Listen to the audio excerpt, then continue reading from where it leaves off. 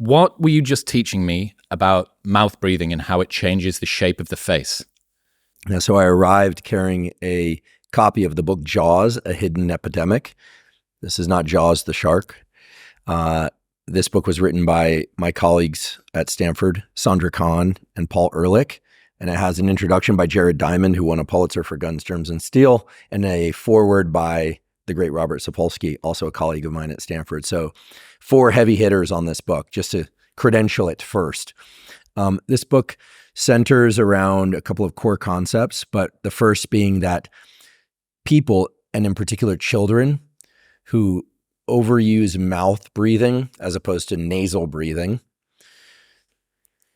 have changes in the structure of the face that, well, to be quite direct, makes them far more unattractive than if they were to mouth breathe. It also discusses the chewing of foods as essential to mouth and face development. Sandra Kahn is an expert in craniofacial function and structure. And the fact that if your parents and you did things right, you should be able to place your entire tongue on the roof of your mouth with your mouth closed. Now, I can't do that. Okay. So when you with teeth closed, tongue on the roof of your mouth, I can, but I still feel the back of my teeth a bit. Yeah. Okay. Yeah. So that's the second point, that we want to chew hard. Chewing foods is essential to tooth and mouth and face development. These days, many children slurp their food. Many adults slurp their foods. Many adults are eating like babies. And of course, babies, before they develop their mature teeth, and even before they get all of their teeth in, need to obviously breast milk and, pudding-like foods. Okay, so that's the second point. So nasal breathing, good. Mouth breathing, bad for craniofacial development. Chewing hard foods, chewing a lot on both sides of the mouth, great for craniofacial development, oral development, tooth development, and tooth health, which, by the way, are correlated with a number of other things like cardiovascular health and metabolic health. Very, very interesting links there. And then the third point is that the book argues that the entire field of orthodontia, things like braces, things like headgear, things like retainers, are the byproduct of poor breathing and, let's just say, overconsumption of soft foods in place of hard foods behavior. And so there's this guy who's from your side of the pond, Mew. I like him already. The Mew method of restoring normal craniofacial development. The book is chock-a-block full of impressive photos of before and afters. Impressive because in some cases you'll see kids that were mouth breathers or were eating a lot of soft foods, and then they recovered their behavior, so to speak, and became nose breathers. Of course, we have to mouth breathe when we're exercising really hard or when we're eating or speaking, we're going to mouth breathe. But at rest, we should nasal breathe is the argument. And that greatly improves craniofacial aesthetics. And the good news is this stuff is modifiable across the lifespan.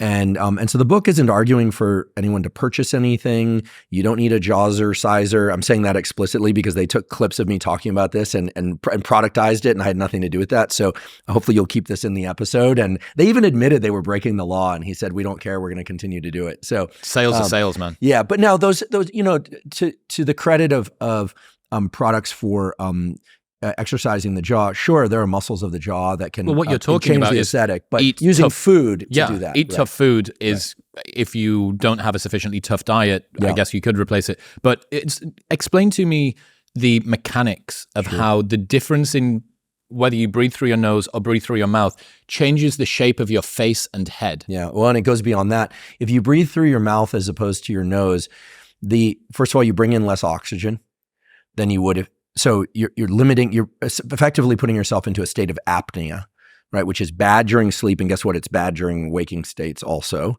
You're getting less oxygen to your brain, bad.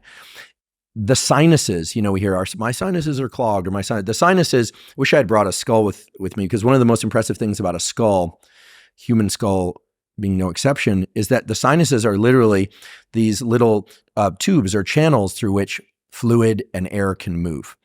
And the sinuses, even though they are essentially created by the fissures between different bones, so like there's two or three different bones that are interdigitated and create these tunnels, they're actually fairly plastic in the sense that they can be modified in terms of their shape. And so people will say, well, I have a deviated septum. Guess what? You should try and emphasize breathing through both nostrils in order to undeviate your septum. Now, if someone has a broken nose or something that's really structurally abnormal, they may need corrective surgery, but purely through deliberate nasal breathing. So it could be mouth taping at night, but also just deliberately nasal breathing during most of your cardiovascular training, unless you need to really, hit the gas, in which case mouth breathe, is going to help dilate the sinuses and lead to better airflow, which makes nasal breathing easier. The other thing is that nasal breathing, we know, well, first of all, there's a nasal microbiome. There's also an oral microbiome, but the nasal microbiome is particularly well suited to scrub or capture and destroy viruses, bacteria, and even some fungal infections. So in other words, when you're breathing in through your mouth, you're more susceptible to infections. This is important heading into winter as well. So there are a number of, we could talk about this for hours, but the point is nasal breathe when you can. Kids especially, but adults as well, chewing foods that require, eating foods that require some chewing and really working at it and chewing away. They have some impressive images in this book of kids that were twins that were raised separately, one by a group that eats a lot of let's just say tougher foods that require chewing versus one that's slurping their food. And one kid is literally incredibly attractive, perfect dentiture with no orthodontia or regular dentistry. And the other kid teeth is like snaggle. Wow. They have the horsey smile. Even though they've got the same genetic predisposition. Right. It's not a perfect experiment because there are other factors as well. And, none of this is, for better or worse, none of this is really amenable to kind of in laboratory type stuff. So these are naturally occurring experiments, as we say. There are also some very impressive images in the book, or we could say depressing, of kids that were pretty attractive as kids. And then there's an example of a kid who got a pet hamster. He was allergic to the hamster.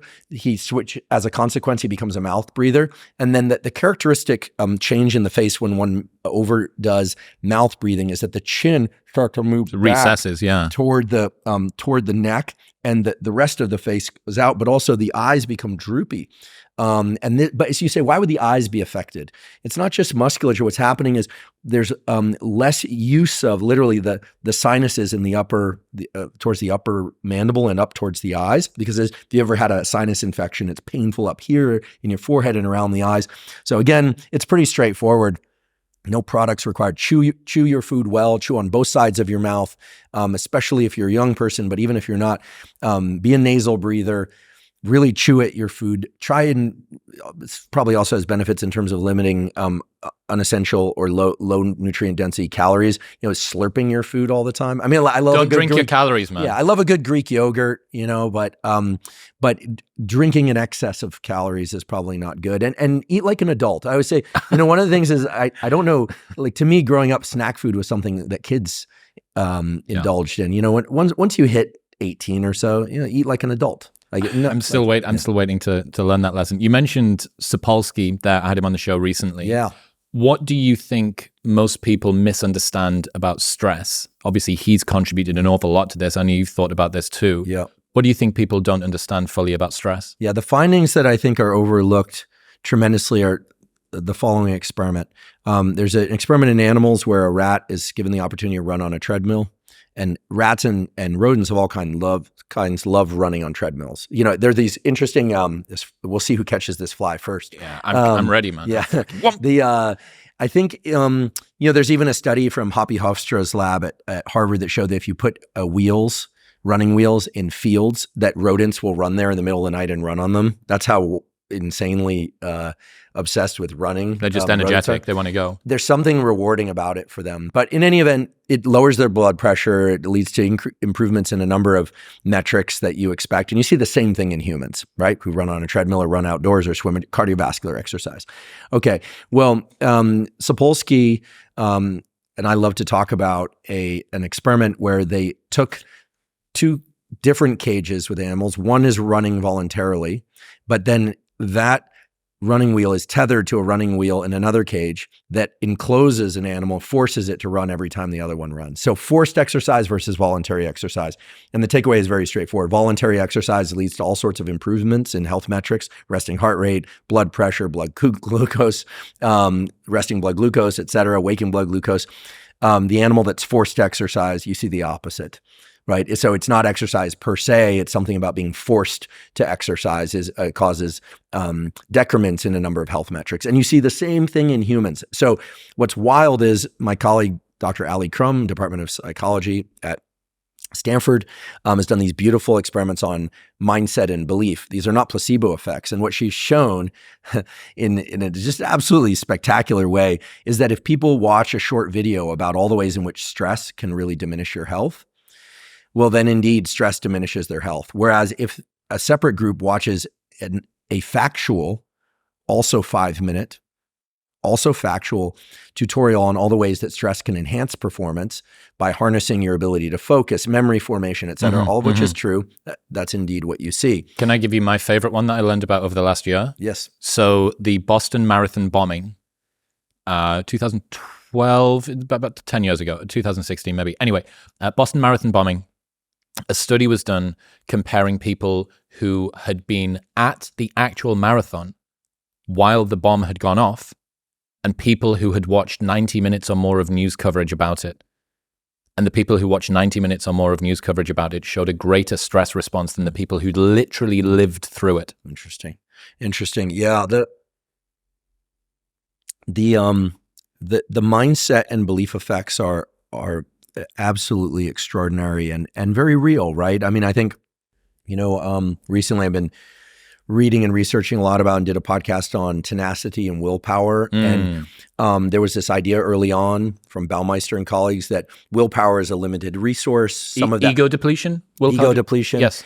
It was controversial. They showed that, replenishing glucose in between hard tasks could restore willpower. They showed that, was it juries or judges that were low in blood glucose were more likely to give harsher sentences, stuff like this? Yeah, it sort of wicked out to a number of naturalistic situations.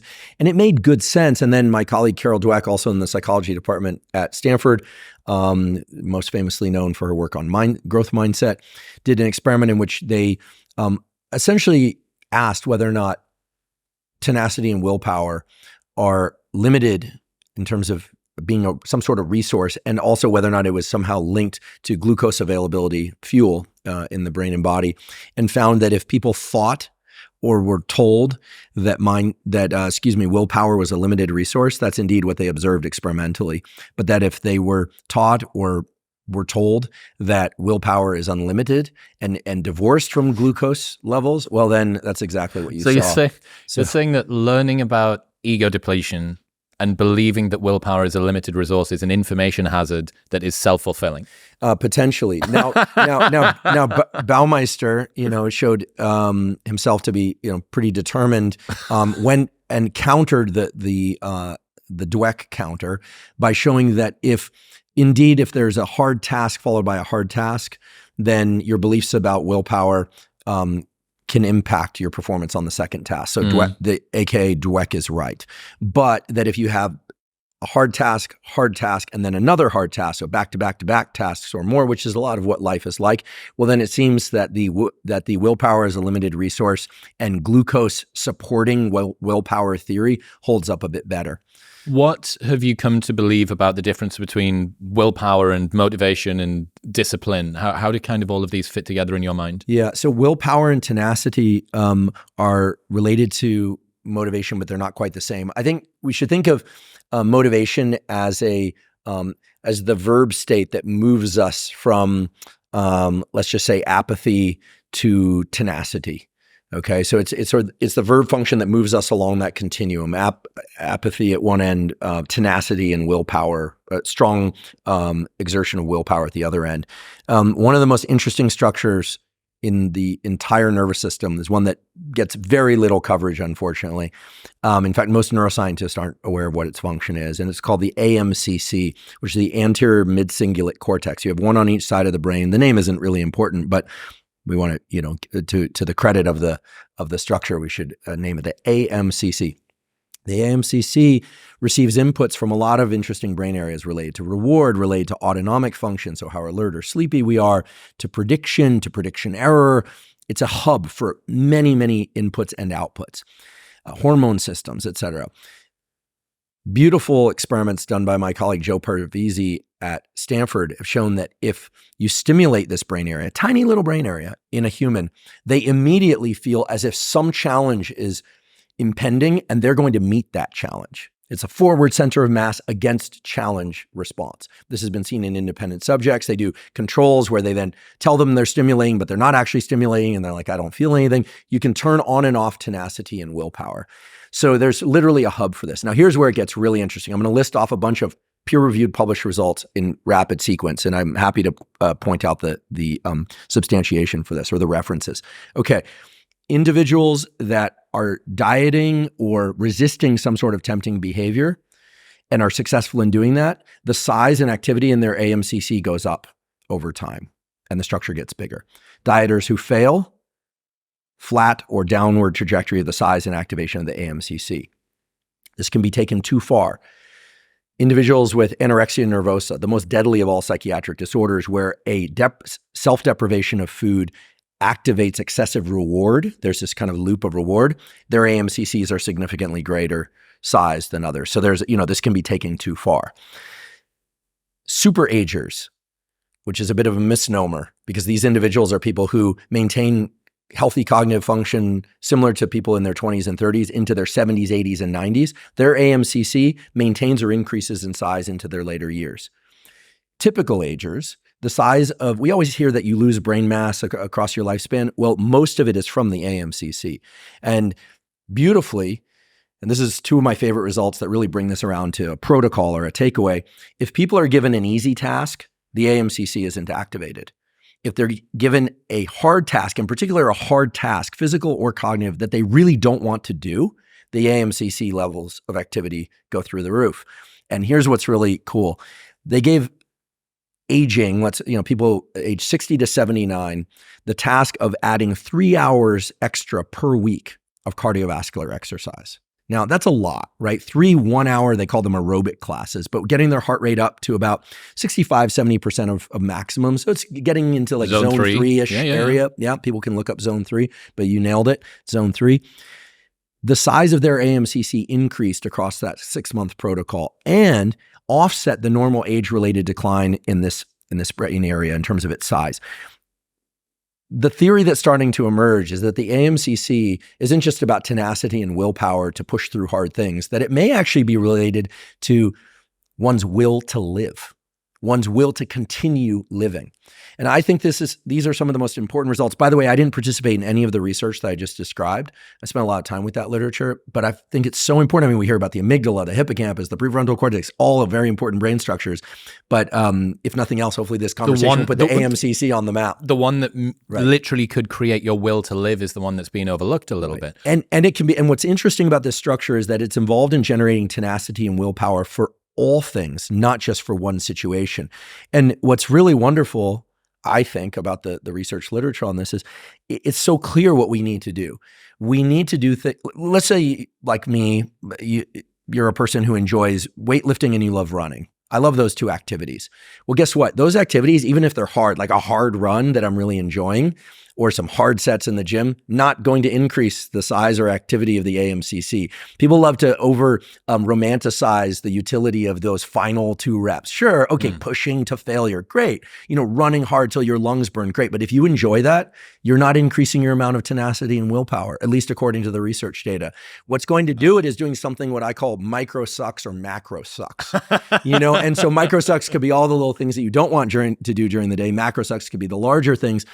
But of course, you don't want to do things that are going to damage you psychologically or physically. Of course. But everyone, I believe, would benefit from picking a few micro sucks. What are some of your micro sucks or macro sucks that you could sprinkle throughout the day? Okay, so on a household maintenance level,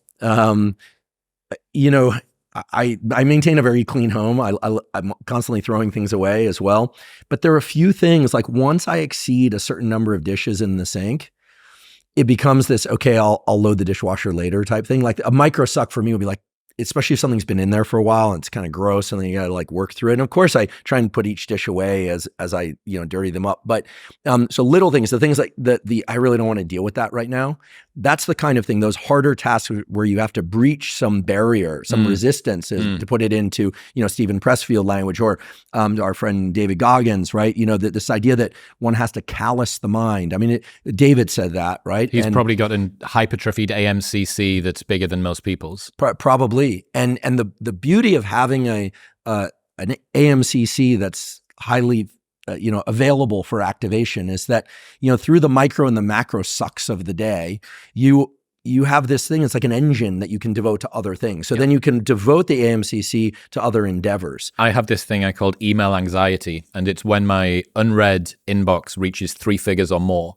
And that's when it kind of follows me around like a poltergeist throughout the day. And that absolutely, for me, that's probably a macro suck. To get through that, it's probably 3 to 4 hours. A lot of it's scheduling. When's this guest coming on? I need to speak to this partner. We go blah, blah, blah. So yeah, I feel that. What else? It's subjective, right? I mean, what sucks is subjective. Someone else might love emails. Yeah, someone might. And I think that, you've talked a lot on your show with various guests about, when we're in too much comfort, we're not meeting our goals. I love deadlines for that reason. I love deadlines. I love pressure. I think Parkinson's law is as close to a thermodynamic of productivity as we can get. Do you know what I mean? Like, when you have a deadline, you will meet it. Right. If you do not have a deadline, you will mañana until forever. That's right. And some people, I think, preload the deadline by procrastinating, and then that's what gets their activation energy to a level where they can engage. So I've started thinking about this a lot lately. I love running, but it's interesting. I like to finish at my driveway, and I live on a hill. And actually, this morning I was out for a run, and the gate at the end of the cul-de-sac is my sort of designated stop point. So it actually sucked to do the last 20 meters. This morning. So there I probably got a little bit of AMCC activation because everything was, the number of negotiations I went through when I turned up my street at the end of this run, whether or not I was going to run this extra 20 meters was ridiculous. I mean, the human brain, struggling to not do this extra 20 meters. It was so silly. So it's gotta hurt a little bit. Again, you don't want to damage yourself, but I think in the context of, for instance, cognitive learning, getting to the point where you finish something and then forcing yourself to do one little extra bit there at the end. Yeah. So, I'm not looking for any credit for it, but I want to be very clear that the scientific literature doesn't call these things microsucks. I call them microsucks. Yeah. And I sort of put that out there just to make it clear as to what we're referring to. Do you know Nick Bear? I don't. In Austin, he's an athlete and supplement company owner. Yep. Yeah. Like he's a hybrid athlete. A larger guy, but he runs really fast. Does bodybuilding shows, does powerlifting, also runs. To be clear, I know that large guys run fast, but typically they don't run fast for 20 miles. Correct. And he does. That's accurate. His little catchphrase is "Go one more," and it's interesting. What you're saying here is it's not just about the completion of the thing that you're doing, because a lot of the time, the thing that you choose to do, even the thing that's difficult, is done under your own volition. Mm-hmm. Don't get me wrong. If you do a difficult CrossFit workout, Fran, or whatever, 21-15-9 of thrusters and pull-ups, it is awful. It's hell, right? There's literally a name for what your throat feels like once you finish called Fran cough that people get from having taken their heart rate as high as spasming of that taste of metal in the back of your throat. But what people are doing there, although they're doing something that's difficult, it's like volitionally difficult and it's within their domain of enjoyment. Mm-hmm. And what you're saying here is that we're looking to just push ourselves a little bit past that. It's like an unnecessary amount of challenge. And I think that Go One More makes quite a nice reminder for us with the micro suck or the macro suck. Let's push ourselves just a little bit beyond where we would have got our sense of satisfaction, because presumably you get the dopamine, I've completed the task, fuck yeah. And then it's like, and then I do just that tiny little bit more to bring. In other news, this episode is brought to you by Marek Health. I wanted to get my blood work done here in America. I'd been told by people like Dr. Huberman that it's important for me to work out what's going on inside of my body, but I didn't know where to go. After a ton of research, I found out that Marek Health is the best and most comprehensive. When I started working with them, my testosterone was 495, which is low normal, not where I wanted it to be. Now, 6 months later, it is 1006, and I'm not on TRT. That is what happens when you work with a proper, comprehensive blood panel company who genuinely knows what they're doing. With Marek Health, it's like having someone in your corner that is a properly trained clinician who knows exactly what's happening inside of your body and can give you personalized diet, supplementation, training, and pharmaceutical recommendations, plus organize it all. It is a one-stop shop for your health. You can get the exact same medical panel and oversight that I got by going to the link in the description below or heading to marekhealth.com/modernwisdom and using the code modernwisdom at checkout for 10% off. That's MAREK health.com/modernwisdom and modernwisdom at checkout. One person that I think has been really interesting from this side, you're good friends with Tom Segura. Yeah, we're related. We're cousins. You're kidding me? No. We're cousins. I can see it now. Yeah. His commitment to fitness has been pretty fascinating for me to see. And he's kind of treating his body like an athlete to facilitate his chosen pursuit of comedy. I think even Bert is trying to sort his sort of health and fitness out one step at a time too. Bert's the control experiment. Like if the experiment is about willpower, tenacity, and discipline, Tom is the active condition, and Bert is the control. But I'm seeing more and more people now, especially performers that aren't within the realm of physical fitness, really starting to understand, if I want to perform outside of this, I need to think like an athlete. I need to be looking at my hydration. I mean, Tom had his trainer travel with him on the road for months. Yeah. Yeah, Tom's really serious about his craft, as is Bert. They just have different approaches. And when it comes to fitness, by the way, I noticed Bert is training. He's working out. I've been trying to get Bert to quit drinking alcohol for a while. Not because I'm the arbiter of who should do what. I never tell people what to do, by the way. I provide information. People can do what they want. I'm a live and let live. I want to be very clear about that.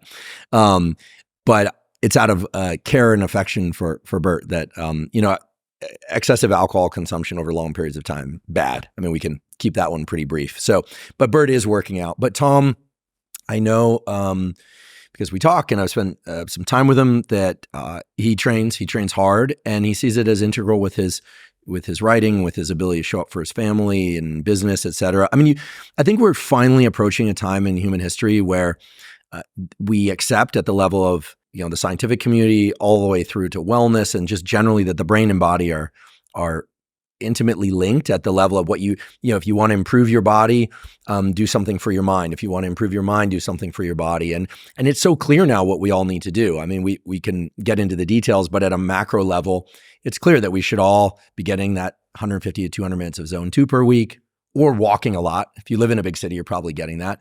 But then also getting your heart rate up to max heart rate once a week, doing some sprint type stuff in whatever format is safe for your body. Some people it's swimming, some people it's rowing, some people it's running. For me, it's running, but not everyone enjoys running or can do it. And then everyone should be doing at least 6 sets of resistance training per muscle group per week, minimum. Hard sets. To failure, okay, maybe not. Close to failure, yeah, probably. And it's especially the groups that have been, let's just say, averse to weight training, right? Typically women, older folks, although now more women weight train because they understand that in the absence of a lot of injected or prescription anabolic hormones, they're not going to get enormous. That's the funniest thing for me. That's finally died, I think, right? That concept that, if one lifts weights, that they're going to become huge. Bulky. Do you realize, to all of the women who are out there that are concerned about lifting weights because they're going to get too bulky, do you know how hard I've worked to try and desperately become bulky for 15 years? Like, I've worked really, really difficult, hoping that one day I'll become bulky. And I think it's dissipating a lot now, but there was for a long time this fear that, do a couple of bicep curls and you're going to look like the Incredible Hulk. It's like, right. Me and my friends have really, really prayed for that to happen forever. You do not need to be concerned. It's not going to creep up on you, and one day you're going to wake up and be this sort of vascular beast. Right. A couple of things about that. I mean, from a longevity standpoint, we know that maintaining healthy nerve to muscle function, neuromuscular junctions, is one of the things that resistance exercise does. And it's highly correlated with cognitive function into older age. And for those people, I guess going back to our earlier conversation, we'll probably do this a few times in the course of this episode, but the thing you want to do the least, that's actually the thing where you stand to build up your AMCC the most. So for me, that would be language learning or learning of musical instruments. Two things that I love music, and but I just it's just so hard for me. So it sits there on the shelf as a possible way to activate the AMCC. But in terms of actual resistance training has an interesting property that I haven't heard discussed before that pertains to men and women who do it, which is unlike cardiovascular training. During a resistance training bout, because of the blood flow to the muscle, the so-called pump, you get a little window into what the potential progress would look like. That pump dissipates post-workout, and then if you allow sufficient rest and nutrition, et cetera, you'll get a hypertrophy response. But it's so unlike other forms of exercise. Like if I go to a yoga class and I stretch or I'm doing some movement, I get to that limit where I'm quaking and I fall over. It's very different than getting a picture of just how flexible I will be the next time, and then losing that until I adapt. With running, your lungs, sometimes your throat burns, as you pointed out, and that's showing you your limit. And of course, then there's an adaptation response that then allows you to perform at that level without the burning the next time, right? If you allow sufficient recovery. But with weight training, it's kind of interesting. The whole pump thing was never something that I really drew me to weight training very much, but it's interesting because you get a glimpse into what the progress might look like. And so I would say for anyone who's worried about getting too big, unless your pump is bigger than you want to be, you're not going to get that, right? And so you actually get a window into how much potential size increase you're going to create. But it's so different than other forms of exercise in that way. It's like, what other thing in life, like if you took a language class and you're like, oh, I'm going to learn Japanese, and you go, and during the class, you actually become fluent for a moment, then it's taken away, and then you adapt and become fluent. So it's a very special form of exercise that offers some unique gifts to us as incentives for going back. But look, as I say this, I realize some people hate resistance training. They love running. Some people hate running. They love resistance training. Some people, I realize, hate exercise. But if you hate exercise, you should do it anyway. AMCC. And you're getting the AMCC. So going back to what you think might be happening to someone like Tom, who is like a cognitive athlete, right? But largely the physical realm. Comedians, apart from, I guess, Until Joe, which is part of the beginning of like the comedian bro lifter revolution. Before him, it wasn't exactly like, I wasn't looking to comedians as being the vanguard of health and fitness and stuff like Belushi. that. I mean, look at Belushi, right? I mean, he was the epitome of lack of health and sadly died, right? Talk to me about what would be happening to the brain of somebody like Tom who pivots from being maybe 40 pounds overweight, perhaps. I don't know how big he got at his biggest, but lost a good bit of weight. And it wasn't just losing weight, it was then gaining muscle. So Dr. Gabrielle Lyon world of like muscle-centered medicine, he's going to benefit from that. The insulin sensitivity, there'll be like some physiological changes.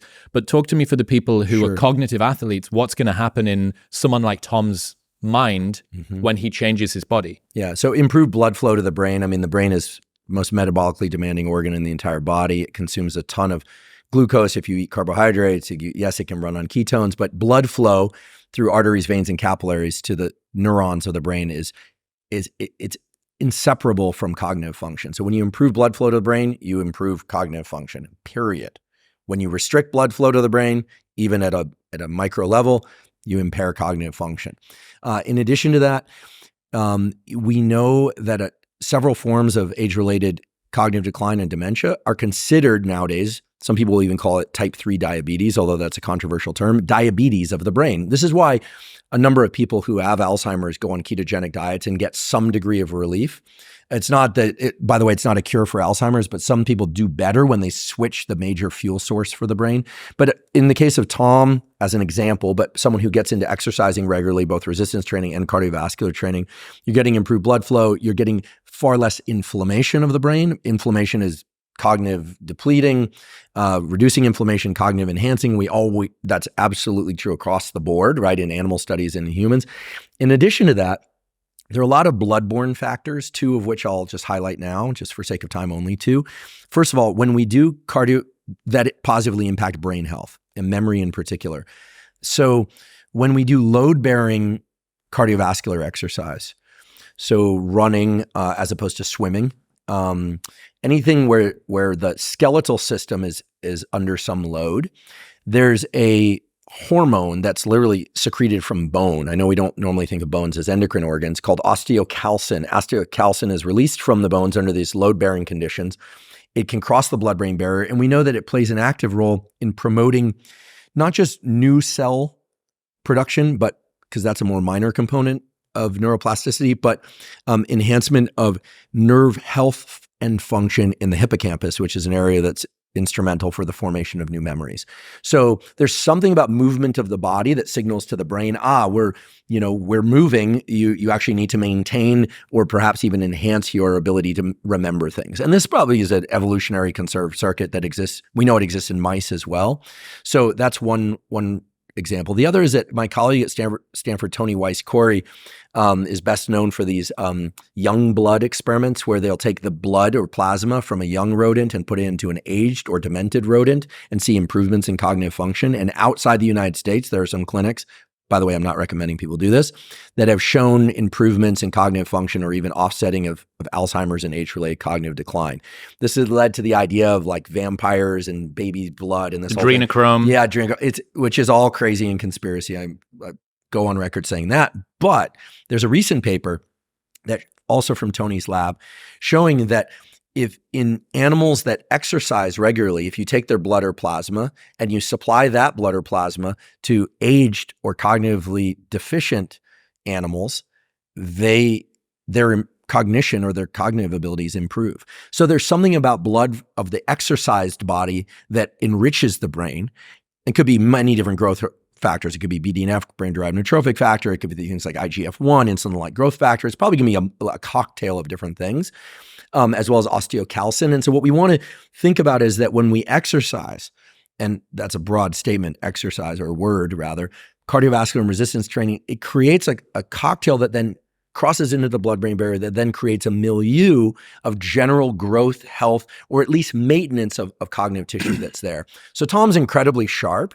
And of course, comedy requires not just memory, but also writing of new jokes, right? He's got to do Netflix specials for a long time. And I actually went and saw him in Aspen, a small venue. I flew out there to see him because I wanted to see him in a small venue, because in small venues is where comics often work out their new material. And I mean, just, to me, it was just astonishing, like to see the number of different thought threads. And one thing that makes Tom's comedy so wonderful, and other people like Richard Pryor did this exceptionally well too, is that he can switch personas very fast. So he's doing his voice, then he switches to his son's voice, then switches back. And the speed and precision with which he does that, very agile, makes it seem, we forget that they're very agile. And then he creates a panel of characters and then wipes that board away, right? He's the only guy up there, wipes that board away and then creates a panel of new characters. And so, I mean, that requires a lot of cognitive dexterity. So exercise is absolutely one of the best ways to improve brain function over time. And in addition to that, there's been so much interest in, should we do crossword puzzles? Should we, why is it that some people maintain cognitive function? I think what's very clear to me based on all that literature is that it's not one specific thing, crossword puzzles or social engagement or exercise. It's all of those things. But let's not forget the superagers, the people who are constantly trying things that are difficult, that are pressuring themselves a bit to do things that are difficult. Those people are offsetting, as far as we know, all of the major shrinkage of these brain structures that normally would shrink as people age. So we have a lot of control, but it does require effort. And I'll tell you, there's never going to be a pill or injection. Whether or not it's Ozempic or something like it, but for the brain, there's no way. There's no way that you're ever going to recapitulate learning and effort.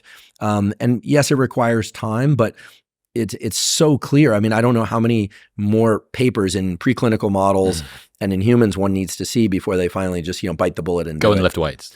Lift weights and run and do cardiovascular training. It can't be one or the other. Yeah. The stereotype of like the big, let's just say big guy who's dumb, I don't think it's entirely, you meet some big folks that are smart, right? Yeah. But there is something in the kind of broad correlations of people who, people who tend to only do cardiovascular training, maybe it's a selection bias, like they're the people who are already avid readers or more in, kind of intellectual leanings, maybe get more involved in tennis, swimming, running type sports, rowing because of the schools they went to or whatever. But people who just lift weights, it does seem as if over time, I don't know, maybe Derek would tell us their neck is getting too big, they have sleep apnea. They don't seem as sharp, and they're often mouth breathers. Look at the really big guys in the gym. They're often not strong, and not just jaw. Between sets, not just after hard sets. I think they're asphyxiating themselves in sleep. We know this. Yeah. And then you look at runners and the people that have the kind of like the really svelte and they And sure, they might maintain cognitive function, but their bodies are very vulnerable to injury. Fragile. And they always seem to be complaining about what hurts. This is like my friends who do a lot of extended training, unless it's David Goggins, who doesn't seem to have the circuit for complaining, at least certainly not online. They always seem to be complaining about injury. So I think a combination of resistance training and cardiovascular training is, let's just face it, like you can't do one and not the other. If you want to be healthy all around, healthy of heart, healthy of body, healthy of mind, cognition improved or at least maintained as we age, you got to do both. We'll get back to talking to Andrew in 1 minute, but first I need to tell you about Element. Element contains a science-backed electrolyte ratio of sodium, potassium, and magnesium that will help to regulate your appetite, curb cravings, and optimize your brain health. You do not need coffee first thing in the morning. Your adenosine system that caffeine acts on isn't even active for the first 90 minutes of the day, but your adrenal system is, and salt acts on your adrenal system. Best of all, it just tastes phenomenal. This orange flavor is honestly like a godly nectar that I've been taking every single morning for over 3 years. Even when I'm on the road out here in LA, it is the first thing that I reach for every single morning. Best of all, they have a no BS, no questions asked refund policy where you can buy it 100% risk-free. And if you do not like it for any reason, you can get your money back and you don't even need to return the box. That's how confident they are that you'll love it. Head to the link in the description below or go to drinklmnt.com/modernwisdom to get a free sample pack of all 8 flavors with your first box. That's drinklmnt.com/modernwisdom. Coming back to the discussion about alcohol, which is one that you tried to interject with Bert on, I think your episode that you released last year, back end of last summer, I think that really opened a lot of people's eyes to some of the risks of alcohol. I've been kind of flying the flag of it as a tool for productivity for quite a while. To avoid alcohol. Yeah, that I think when entirely, or do you drink at all? I've brought it back into my life now, but I did 6 months sober 3 times and then 1,000 days without alcohol too. But yeah, I'm seeing right now a huge pushback against unseen, unintentional drinking. And I think that, your episode last year opened a lot of people's eyes to it. Thanks. I mean, again, I don't tell people what to do. I give them the facts so they can make the best decisions for them. I mean, it's very clear that unless you're an alcoholic and provided you're an adult, that, 2 drinks per week maximum is about the upper threshold beyond which you're going to start getting some health that's called a warm up to a warm up in England. Yeah. So I've never been a big drinker. I don't drink. I'm lucky that it's not something that's a strong draw for me. Me too. I have friends that are recovered alcoholics, and their lives are so much better as a function of being sober. But for non-alcoholics, I mean, I think everyone should just know the health risks, especially women, where the risks for breast cancer and other types of cancers are elevated so very much. And what was interesting to me about the response to that episode is that I think many people took it, the impression I got was that many people took it as permission to finally stop drinking or drink less because they didn't enjoy drinking. And as you beautifully put out on social media, drinking is one of the few activities that if you don't partake, people assume or accuse you of having a problem. And it's just wild. I mean, like, why would that be? And I think it also once actually I was out to dinner with a colleague years ago and I declined drinking that evening. I was just talking to the visiting speaker and she said, God, that's so boring. And I thought, well, first of all, I don't have a problem saying what's on my mind without alcohol, right? I don't have a excessive GABAergic inhibition. So I'll say what I want to say, as best I can. But, I think drinkers don't like people who don't drink because it takes the fun out of it for them. Because there's this idea that's, prolific on college campuses. Like if everyone's drunk, that somehow like the entire vibe of the party is going to take on a new flavor. And frankly, I remember I went to a college, UC Santa Barbara, where at the time people drank a ton. It discovered alcoholics, right? And I used to go to parties sometimes. I'd look around, I'm thinking like everyone here is just blasted. Like if anything happened. Were you drinking? Did you drink in college? Yeah, I drank in college, but not that often. I had a habit, and I don't recommend this. I had a habit of going out about once a month, and I would tie one on. Absolutely. Infrequent, but binge. Yeah, I never, my tolerance to alcohol was always such that I would get drunk quickly and then sober up really fast.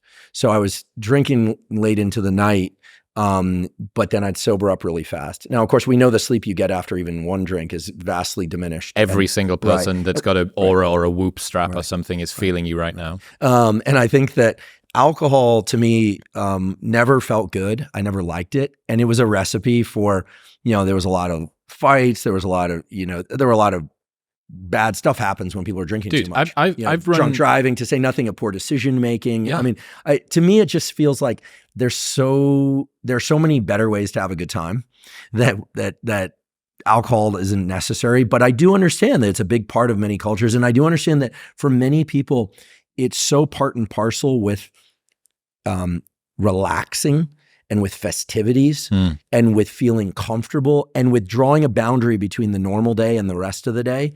That's interesting. There's a ritualistic aspect to it. Yeah, there's this sort of, it divides the day in an interesting way. So I'm not judgmental of it. But for me, I mean, I'll go to a party where people are drinking and just hang out. I'm perfectly good. Dude, I've stood on the door of 1,000 club nights in my career, right, as a club promoter. And I can promise you, for the people that are thinking, I like the sound of this justification, this excuse, that I don't need to drink anymore. Dr. Huberman has said that, maybe it's not for you. Maybe it's not as enjoyable. Nothing good happens in nightclubs after 1 a.m. I am patient zero. I am the doctor of late night parties. Okay. Like that's one of my expertise. Nothing good happens in a nightclub. It's this sort of messy, sloppy fights and kissing people you shouldn't and stumbling all over the place and stuff. If you go out and you don't drink and you go home at 1 a.m, I think you probably get to capture about 80% of the enjoyment of the event that you would have done had you have drank, pre-drinks, gone out, done the whole thing. And I got quite a bit of pushback from a sobriety community a few years ago. I did this 1,000 days sober as a club promoter, which was, I guess, like a kind of a big deal in some regards for like pushing the sobriety community forward. But I was never doing it because I had a problem. I was doing it because it gave me more consistency and more time and more money to spend on things that I cared about. So it was a productivity tool, like the Pomodoro technique, right? Or going to bed on time or something. And they had a little bit of a problem. They had a big problem with the fact that I said, there is something to the enjoyment of drinking on a night out. I think anybody that says alcohol has no role in improving the quality of a night out ever just hasn't been on enough good nights out, right? There are ways that it can improve, kind of loosens people up. It can reduce their inhibitions. If you want to go and dance, you're dancing at a rave or at a festival, which I think there's one going on quite close to here. If you're there, it's really great. But if alcohol wasn't so widely distributed, I think people would ask a lot more questions. It's like you can't see the wood for the trees, right? You don't question it. It's baked into the fabric of just human life. Every single time that I take a macro dose but low of psilocybin, one where I can still function. What is 0.75 to 1 gram. So that's it's a little less than half of the macro therapeutic dose for intractable depression, which is something like 2.2 grams or so. So you can still hold a conversation depending on what strain you've got. But every single time that I do it, without fail, a thought comes into my mind, which is, why does anyone drink alcohol? Why does anybody do it? Because I'll go to bed, my HRV, my recovery's fine. The next day, maybe I'm a little bit tired. Like I've had a lot of activation. I've been super energetic. Very little hangover. On the evening, I don't do stupid things. It makes me want to say nice things to all of my friends. My thoughts are sharper than they were before. Sometimes they're silly, but they're sharper. And then you compare it with alcohol and it's this kind of sloppy, muddy, very unagile. It's just, I totally get what you mean. When you've taken a little bit of time away from it and you look at it in the harsh light of day, the effect that alcohol gives you just aren't that enjoyable. And it's been folded into people's lives through tradition and through just anchoring bias and continuation. Yeah, and marketing. The idea that like someone can quote unquote hold their liquor is such like it's been made synonymous with masculine ideals. It's like, I mean, it's kind of crazy because we know it also crushes testosterone levels. What's interesting is that, I forget who said this, but, there's a very different picture of a young drunk versus an old drunk. Someone who's been just drinking for too many years, it's not a pretty picture. It's sad. They become infantile. they become really infantile. And, again, I'm not the anti-alcohol crusader. I did that episode not expecting much of a response, actually. But that shows just how out of touch sometimes I can be. I think, just to reiterate it, man, I think it gave people the excuse. Mm-hmm. What you did is you gave people the justification, you legitimized them. It's like the best books tell you something that you already know. It was like lots of people always had an idea. I probably shouldn't be drinking. Maybe I don't enjoy it that much. Maybe these aren't my friends, they're just my drinking partners. Maybe I don't like the way that I feel the next day. Maybe my life could be better if I stopped drinking. There's the justification. Well, I'm happy to hear that for those folks, now that the information is out there.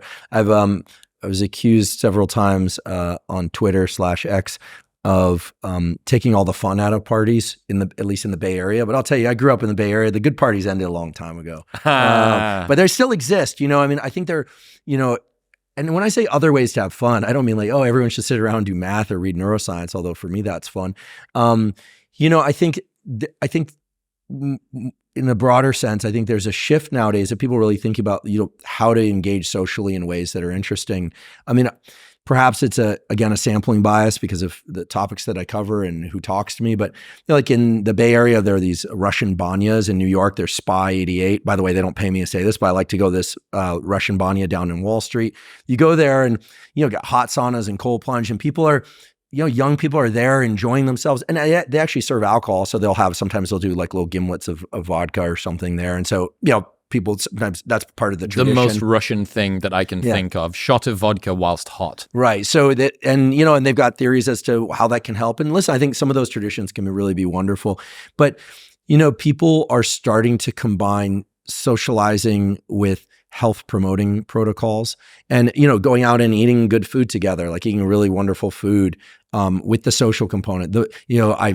I'll go into the grave talking about getting morning sunlight, something that maybe we should talk a little bit more about. And as people like roll their eyes, I'll just say there's this incredible study now just out in Nature Mental Health published about that has 85,000 subjects showing that the ratio of getting a lot of sunlight during the day to getting minimal artificial light exposure at night, it really sets the tone of your overall system and is associated with brain and body, that is, and is associated with better mental health outcomes across the board. And the inverse, right? If you're getting too much artificial light at night or not enough sunlight or both, is associated with everything bad, elevate depression, anxiety, et cetera. Now, I do believe people should get out and have a good time. Don't avoid the bright lights of a city or a club. Yep. Have a great time, like dancing, socializing. Those are great reasons to stay up too late and get minimal sleep or sleep in the next day. Great reasons. So every once in a while, sure, 20% of your life, you're going to do that. And you're probably some percentage of time is also going to be raising kids. So you're up because you have to keep them alive, which is important to our species. So thank you.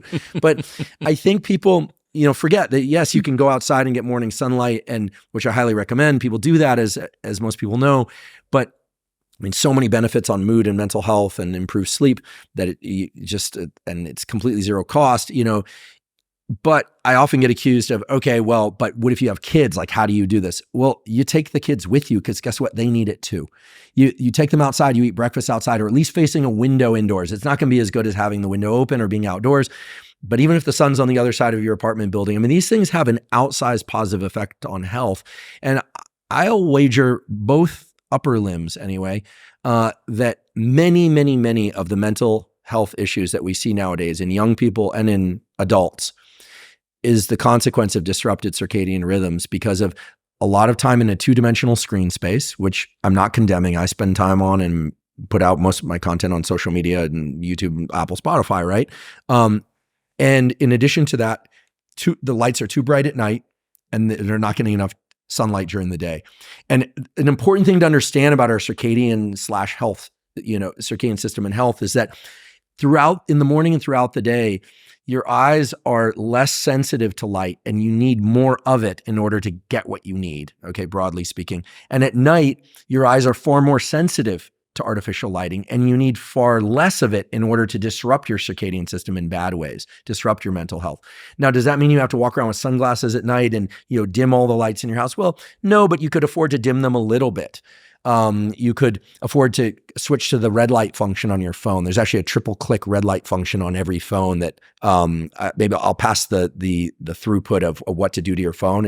Which allows you to accessibility functions on iPhone. Yeah, I think on mine iPhone, goes to grayscale when I do that. Yeah, you can. Yeah, so you can have it switch to grayscale or to purely red. Eliminate the blues. A trick that my friend Rick Rubin taught me. I was like, oh, this is great. You don't necessarily have to purchase blue blocker glasses or anything like that. We'll get back to talking to Andrew in 1 minute, but first I need to tell you about mud water. Mud water is a coffee alternative that tastes like chai and cacao had a baby. It's got 4 functional mushrooms, and with only a fraction the caffeine as a cup of coffee, you will get all of the natural energy without the jitters or crash. Each ingredient was added for a purpose: cacao and chai for a hint of coffee and hot chocolate-like flavor, lion's mane for focus, cordyceps to promote natural energy, and both chaga and reishi to support a healthy immune system. Plus, it's Whole30 approved, 100% USDA organic certified, non-GMO, gluten-free, vegan, and kosher. So, if you are looking for a delicious alternative to your morning coffee, this is a great place to start. Right now, you can get $20 off your first order plus a whole box of good stuff, including creamer and a free frother,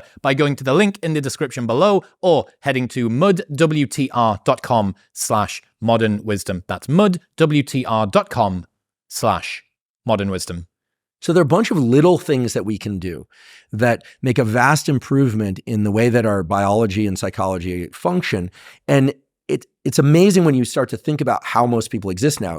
It's too dim, not enough light for them during the day, especially not enough sunlight. And then it's too bright for them at night. And they're also living mostly in a two-dimensional world of screens. What's the problem with the two-dimensional thing? Well, we have an epidemic of myopia, of nearsightedness, and it's been shown in a bunch of different clinical trials now. The first couple of them that were attacked, like most studies, something comes out, then it gets attacked, then there's a retaliation study, et cetera, that kids that spend 2 hours or more out of doors per day have a far lower incidence of myopia, nearsightedness. And even if they're on iPads and books and computers, there's something about far viewing, about viewing things further than 3 or 4 feet away from us for a significant portion of our day. Doesn't mean you have to be staring off into the horizon, but as opposed to near viewing where you're looking at something within about 4 feet of oneself, this distance that we're sitting across from one another is probably about 4.5, 5 feet. It's not quite far viewing, but you watch people's behavior, look at how they go through the day. They're spending most of their time looking at things about 1 foot to 1.5 foot away. And as a consequence, the eyeball gets longer. This is a well-established fact in animal models and humans. And then the visual image isn't focused onto the retina, the light sensing portion at the back of the eye. The image falls in front of the retina, so-called nearsightedness, right? It's falling too near to the lens. Okay. Some people claim that nearsightedness has to do with the actual perceptual changes, but in any event, so fortunately that the eyeball actually can change in length. So viewing things further away can actually, especially early in life, allow the eyeball to adjust its shape. Amazing. Just like the sinuses, there's plasticity of a lot of different organs. And so the point is that we need to get out and view things at a distance. If you're walking down the street looking at your phone, you're degrading the functioning of your visual system. Well, I told you, I think I texted you before I did it. I got laser eye surgery a month ago. Oh yeah, so you got the LASIK. Yes. Great. And so the LASIK, just to educate people, is to actually change the shape of the eyeball somewhat in order to make it more perfect optically. In a way that for many people allows them to not have to wear corrective lenses of any kind. Yeah, I can see everything. I can see your ancestral trauma and full works now at 100 yards. Amazing. Your vision is super sharp now. Correct. Oh, it's 2015. What was the surgery painful? It's very interesting. So I actually videoed it. I haven't put it up because it's probably pretty uncomfortable for people to watch. That's never stopped you before. That's true. Yeah. That's true. So they numb both of your eyes using numbing drops. Okay. And then they come over the top with a kind of a large box on an arm. Uh-huh. They rest the valve of the front of this box on the eyeball itself and then suck the eyeball onto the actual valve so that it can't move.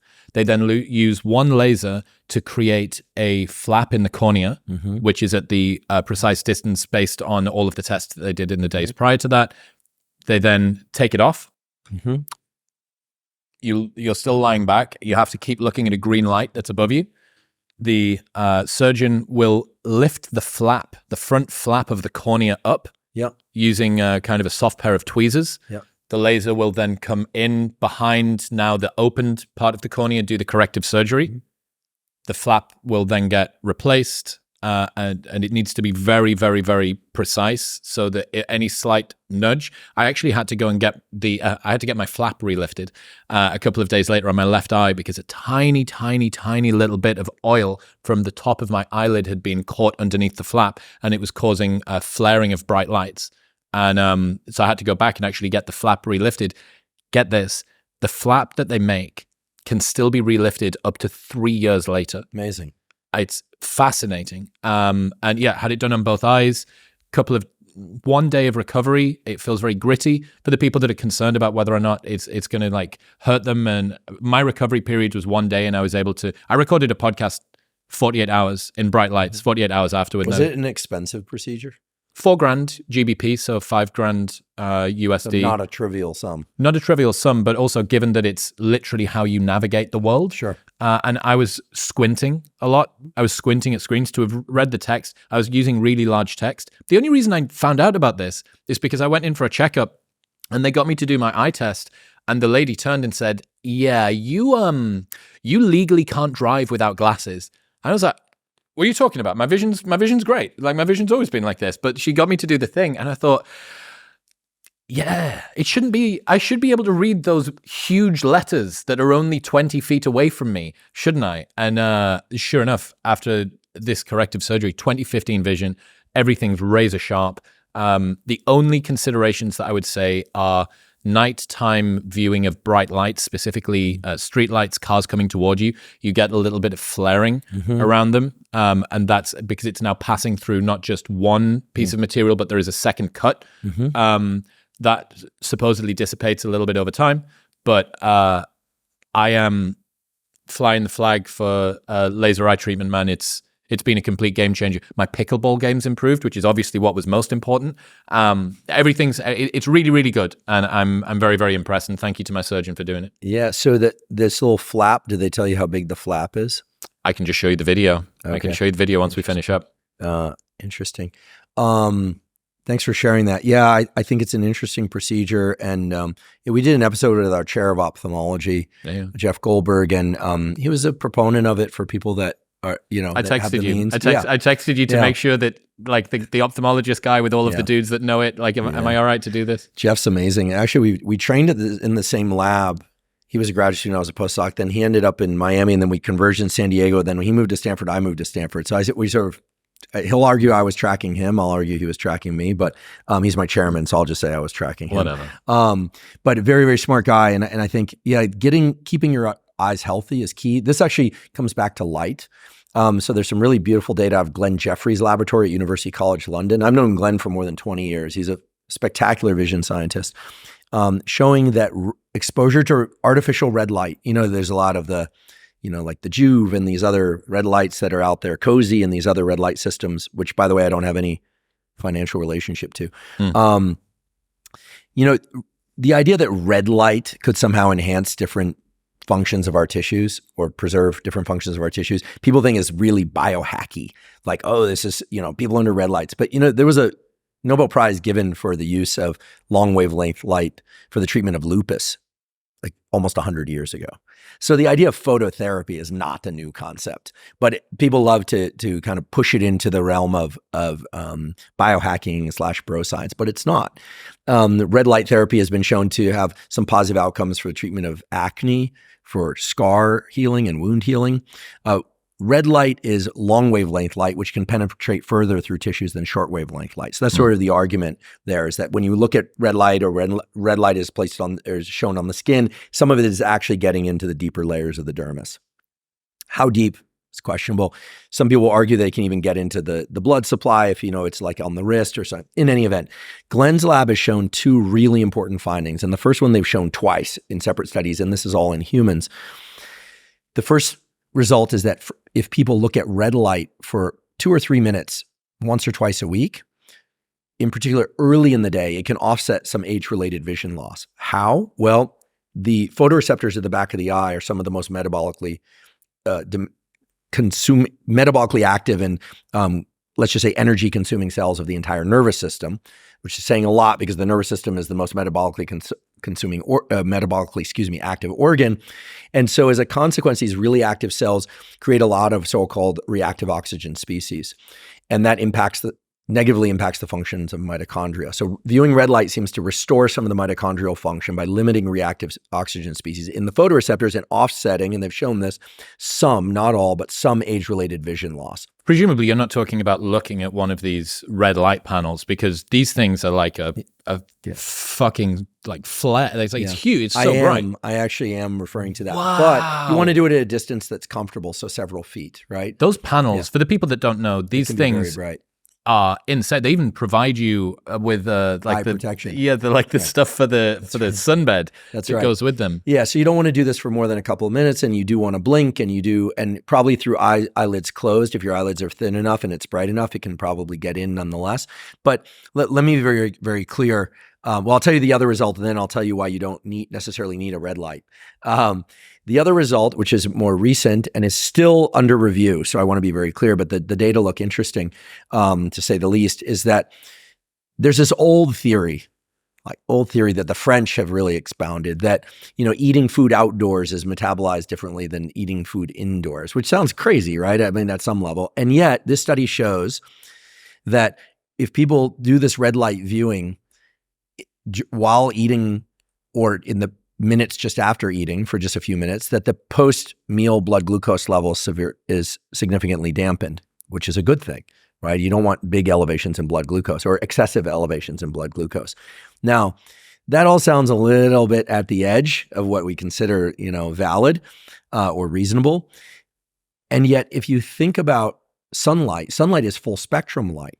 So this isn't saying you need to run out and buy a red light. This is, if you get outside and get your morning sunlight, yes, it's going to set your circadian rhythm for elevated mood, focus, and alertness during the day, improve sleep at night. But in addition to that, you're getting red light to your eyes early in the day. You absolutely are getting red light to your eyes. Now, in very densely overcast days, say in the UK or elsewhere, it's not, you're going to really filter out the clouds are going to filter out the red light. The joy, right. The will to live. And as a consequence, some people choose to supplement their light with these red light devices. But this idea that the French and others have argued, and I'm sure as I say the French said it, then the French will nod and everyone else will say, no, it's like it was us first or us also. It's probably multiple people throughout history, groups throughout history. But it does seem that there's something different about the way that food is metabolized if under different lighting conditions, which sounds crazy. And I can already hear Lane Norton stomping in with his, basically, Lane's brain sort of has like PubMed ideas. I think it's great, by the way. Lane, we love you. And I love his sort of adherence to PubMed IDs. But, these are published studies. I'll send along. You can tell me what you think, Lane. But the point being that there still needs to be more work on this, right? But it's always nice when some nicely controlled studies done by well-established laboratories that people in a field trust, like Glenn's lab, start seeing things once or twice over in multiple studies that really work well with what we know from kind of naturalistic conditions. For instance, they're hunters, people that are adventurers, whose job depends on them being able to see into the distance. Cameron Hanes. Yeah, Cam Hanes. These people maintain vision well into their older age. Nerds like me who spend too much time in front of a book or a screen, who spend most of their time and have for many years looking at things down. For years I looked at things down a microscope. That was where most of my life was, looking down the microscope, but also reading things at close distance. Well, it makes sense that the eyeball would lengthen and you end up with nearsightedness. I do wear corrective lenses at night, especially if I'm driving at night. I've really worked hard to try to not succumb to the need for corrective lenses because I'm trying to keep my vision health good. And when I hike, you become reliant. I don't want to become reliant on it. But at night I have to wear corrective lenses. Yeah. Talking about the red light stuff, have you heard of Huberman Husbands? Do you know what this is? Yeah. Unfortunately, well, I should say that the most unfortunate thing about the Huberman Husbands post is that it was taken by certain media outlets to amplify the idea that the audience of my podcast is just male, when in fact it's 50% male, female, at least in the listenership. YouTube skews male, but we knew that anyway.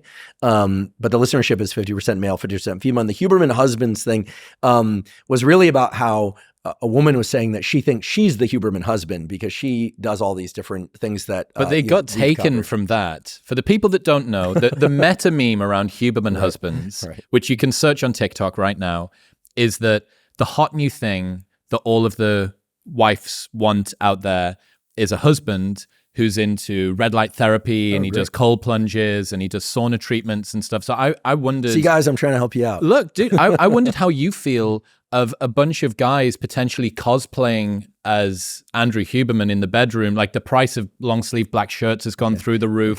You now have people fully LARPing as you. Maybe they're telling their wife that they didn't get enough sunlight in their eyes as dirty talk in the bedroom. I'm not sure. I wondered how it feels to have this army of Andrew Hubermans from Wish now existing on the internet. So we covered the AMCC. It means anterior mid-cingulate cortex. But I confess, even though I know that, I don't know what cosplay is, and I don't know what LARPing is. Cosplay is dressing up. It happens at a lot of conventions. Someone will go as Anakin Skywalker or Pikachu or whatever, and LARPing is live. For sexual titillation? Sometimes, but not always. So this is sort of this is like the action hero variation on furries. Kind of, yeah. Okay. But it's not. Furries is more Lex's domain. Precisely, yeah. Right. We know that well. And then LARPing we know that, but we don't know it well, fortunately.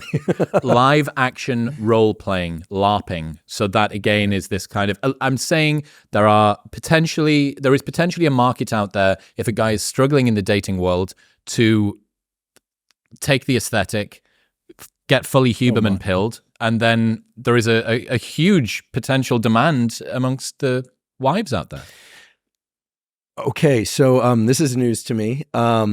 One thing that's come up recently in discussions with some traditional media outlets, but also just generally, right, is, to what extent is all this focus on health, does that change something about masculine feminine dynamics? Like the traditional stereotype of men was that they're tough enough to not need to engage in any self-care. Right? They don't need sleep. They can drink a lot of liquor. They'll eat when there's food. They'll eat whatever. They don't like going to the doctor, right? This like runs very countercurrent to the kinds of things I talk about on my podcast. Like, hey, get up in the morning, get some sunlight, right? Lift weights, run. And I should point out that none of what I've talked about with exercise ever, of course, there's an aesthetic component, right?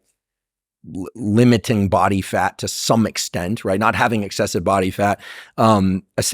Resistance training, as we know, is an incredible way to adjust one's aesthetics if they feel like their proportions aren't where they want, or, by the way, guys, train your neck. Clearly Chris does.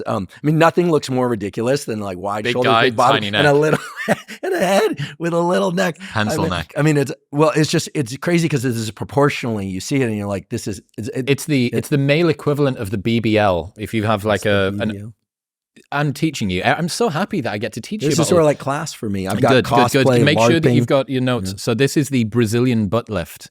It's kind of like the bum equivalent of a boob job.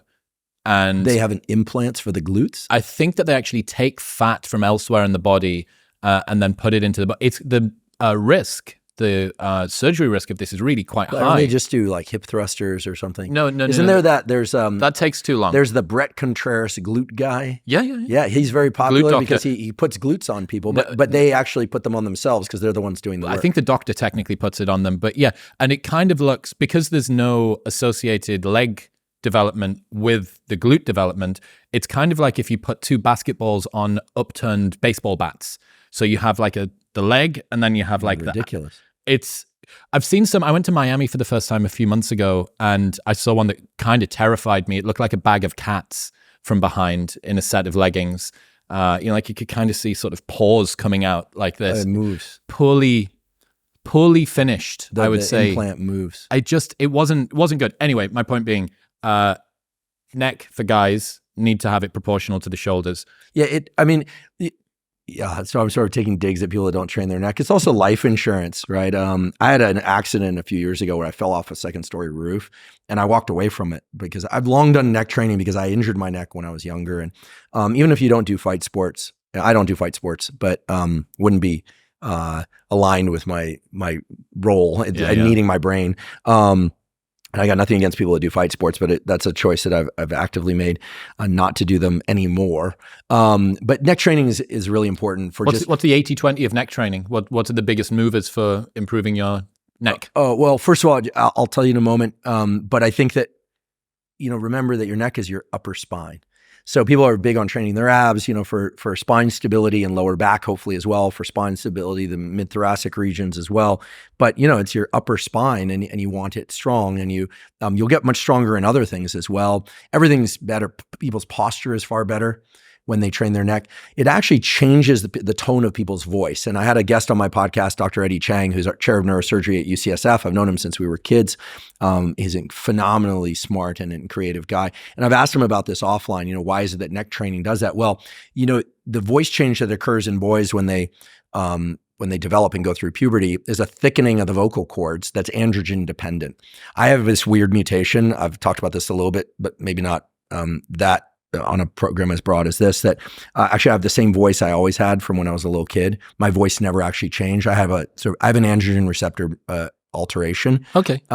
So fortunately for me, doesn't cause any other issues, but this was my voice when I was 5 years old. How terrifying. Yeah, they called me Froggy. Yeah, it was kind of a joke. I go, like the kid on the Little Rascals that was Froggy. In any case, but for most people, they hit puberty and then their voice changes because of a thickening of the vocal cords.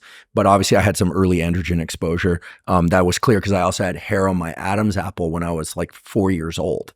So there was some early androgen exposure. You're not going to fuck with that 4-year-old. No, well, I was a kind kid until I was a teenager, and then I eventually angry teenager. I went through it, but I was kind nonetheless. But in any event, when you train your neck, actually, it does improve posture, and it actually changes the timbre of your voice somewhat. But for people who speak a lot for a living, podcasters, singers, actors, etc., lawyers, and lawyers seem to talk a lot. You don't want to do a lot of really heavy neck training because it actually changes the way that your jaw moves and the way that you speak. And, you and I, especially my solo podcasts, it sometimes take me 11 hours to record. And so you want to maintain healthy airflow through this region, right? But the best way to develop a strong neck safely is to, unfortunately, stay away from bridges, which, wrestling coaches love to give. The discs can be injured. You can cause dysfunction of the discs, and then the pain comes on in a moment, and then you're hosed. Best thing to do is take a plate and start really light, lie on a bench, stabilize yourself by putting one arm down. Okay, so you want to close the chain, so to speak, if you can get a foot down as well, and then put that plate, probably start with a 5 or a 10 pound plate wrapped in a towel so you don't end up with an imprint of the 5 or 10 on the side of your head or face. And then you're just going to go from neutral position, which is your head, essentially straight up and down, but you're lying on your side, to just, about maybe 30 or 45 degrees. You don't have to really cinch into it. And you want to keep, this is important, keep your tongue on the roof of your mouth, your jaw shut, so that your jaw isn't moving around, because some people do neck work and then they'll get clicking of the jaw, they'll get pain in the ear. I've spent a lot of time with skulls, and I can tell you, human skulls and other skulls, by virtue of my work in neuroscience and dissecting stuff, and I have kind of an obsession with craniofacial stuff as well. And, there's a lot of musculature and ligaments of the skull that have to be contended with. So tongue on the roof of your mouth, and you're just going to, nasal breathe, and you're not going to failure. You're not training really heavy, higher reps in the, 10 to 25 repetition range. Three sets? Yeah, 3 sets, and then the other side. Yep. And then, rather than doing a lot of forward neck work, which people are already doing because they're doing a lot of phone reading and shaping themselves like a C, you want to lie on your stomach and put a plate on the back of your head and get into that, the neck extension straight back. Okay. But not pinching or wrenching your head back. Movements where you're creating some torsion up into the sides like this is a little more dangerous. I don't recommend. The person who has great tutorials on this and many other things as well is Jeff Cavalier, Athlete X, has a great neck tutorial. Maybe you could link to. That's where I learned it. Over time, I worked up from a 10 pound plate. So I can do 5 or 6 reps on each side with a 45 pound plate.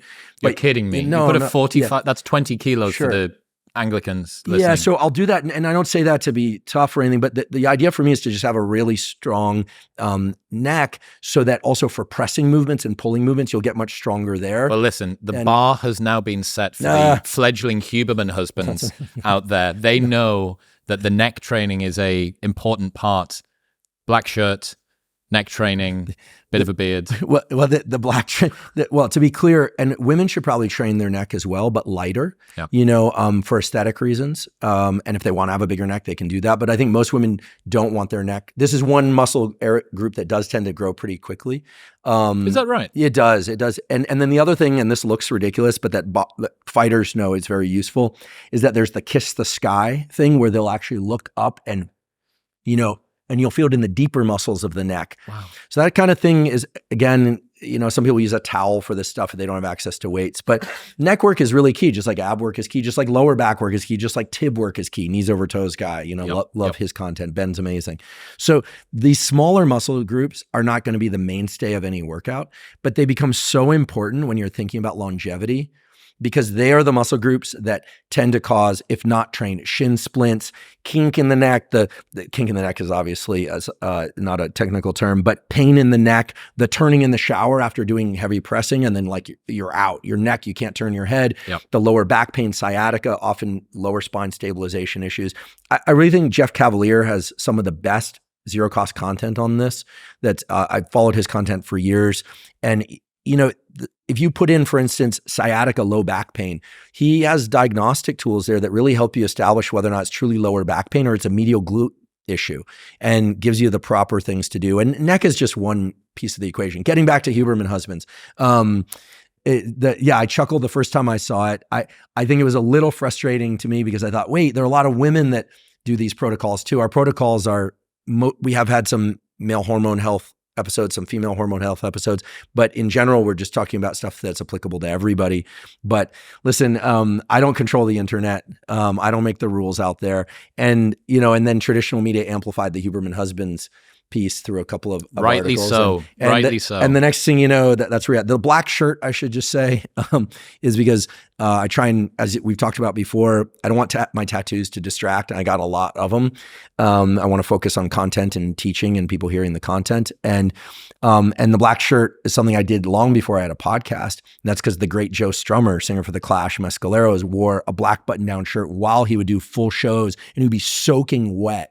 It was like the punkest thing I ever saw, that he was like doing full shows, like belting it out, and long sleeve shirt, in long sleeve black shirt. And he was just literally, the shirt was like stuck to his body. And I was just saying, like, not only is he an amazing humanitarian, writer, poet, singer for The Clash, creative, we miss him, he's gone, but he's still here through music, right, as they say.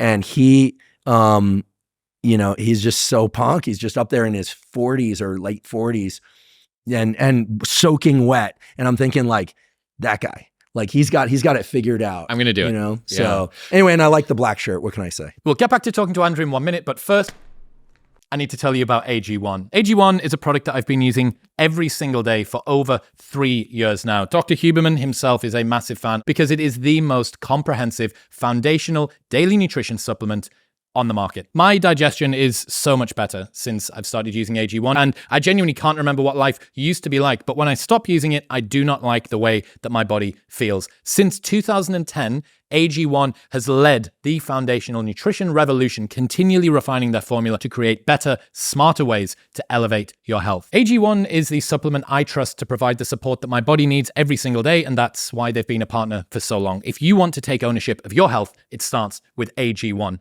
You can get all of this with your first purchase, a free year's supply of vitamin D, 5 free travel packs, free pots, shakers, and that 90-day money-back guarantee by going to the link in the description below or heading to drinkag1.com/wisdom. That's drinkag1.com/wisdom.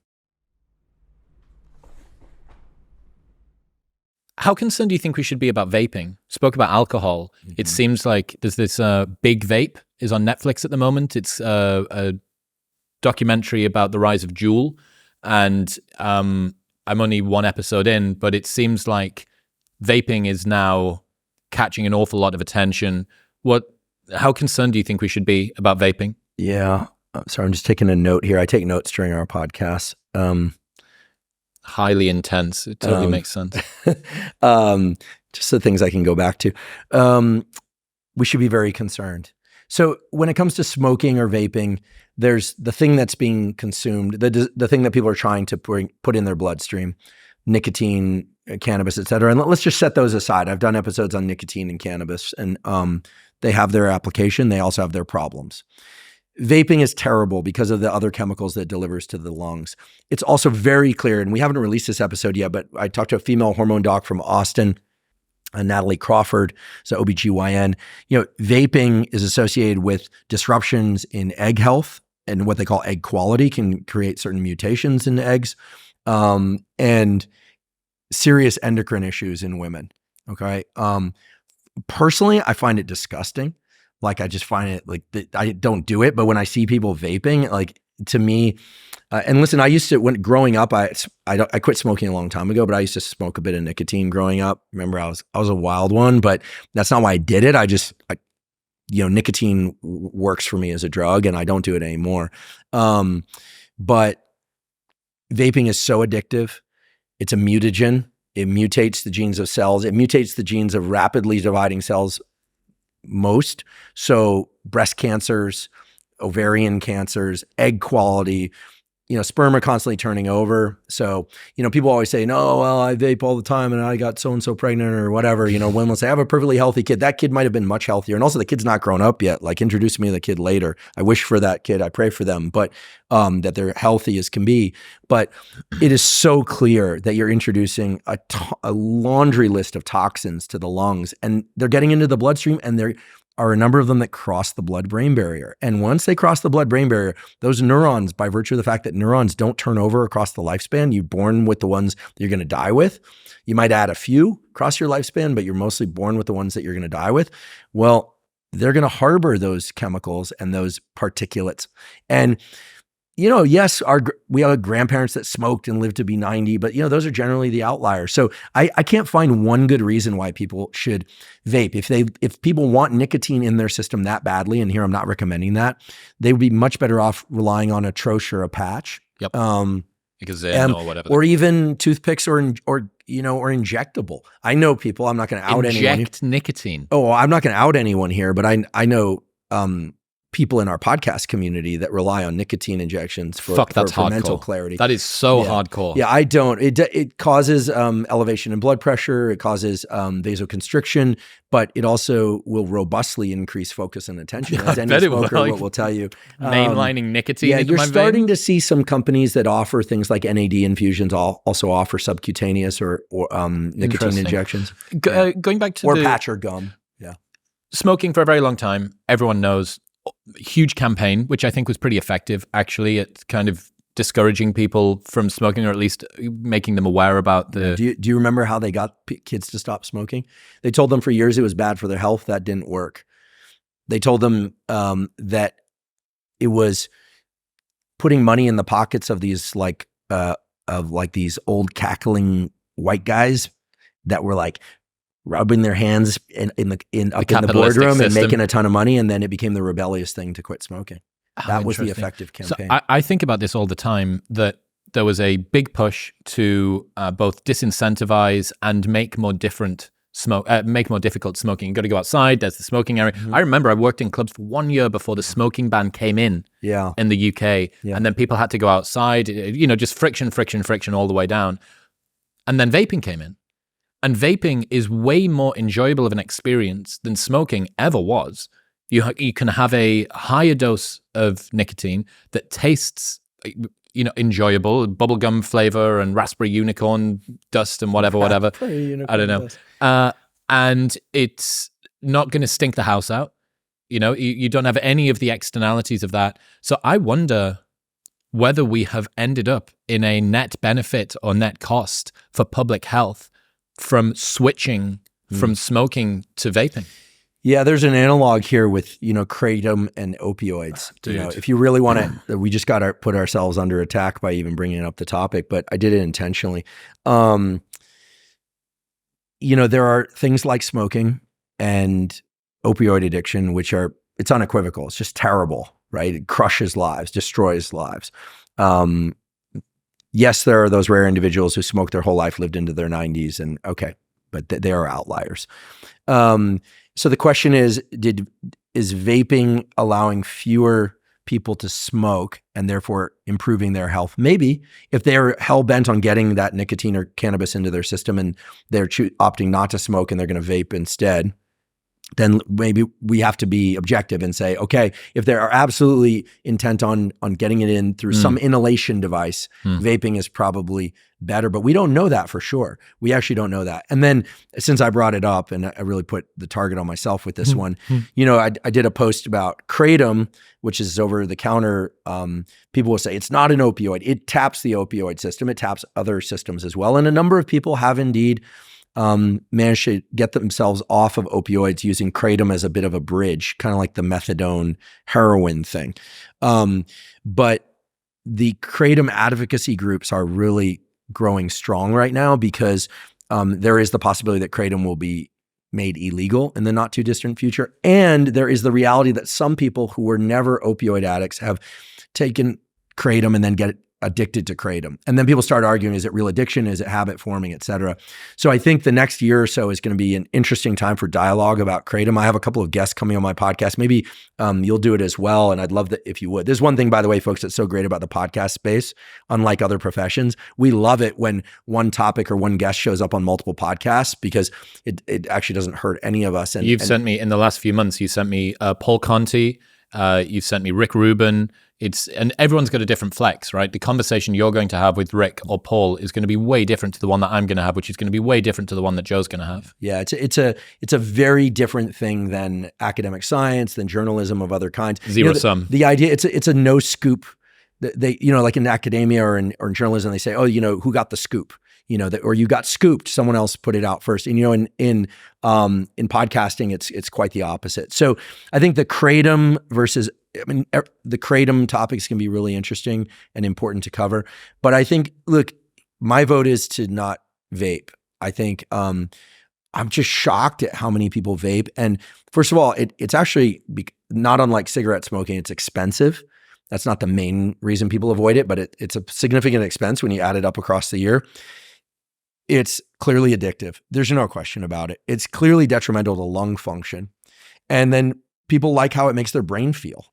And they think that if they're already pretty active, physically active, then they can offset some of that, and they probably can. But I think in the next 5 years or so, we're just going to see a slew of studies showing that vaping is just bad for us, especially for the developing brain, because it's bringing in at a very rapid rate high potency nicotine and high potency cannabis. And from Mona Lemke's work, and we know my colleague at Stanford, that the slope of that increase in dopamine and epinephrine, adrenaline, and acetylcholine is so important. The sharper that slope, the faster the rise, the more addictive potential these compounds have. And so it's so far and away different than the kind of dopamine or epinephrine or acetylcholine increase that one sees with exercise or with cold plunges or with sex or with these other things, or dancing and things, So, and, one of course could be addicted to any of the other things I just mentioned too, but the potential for it is far less than something like vaping. Here's my stance on it, that I understand maybe of the two evils, vaping is less of an evil than traditional smoking would be. But I think the enjoyability, the accessibility, the fact that it isn't as stigmatized, all of that, I think that it wouldn't surprise me if more people are now going to vape than ever previously smoked.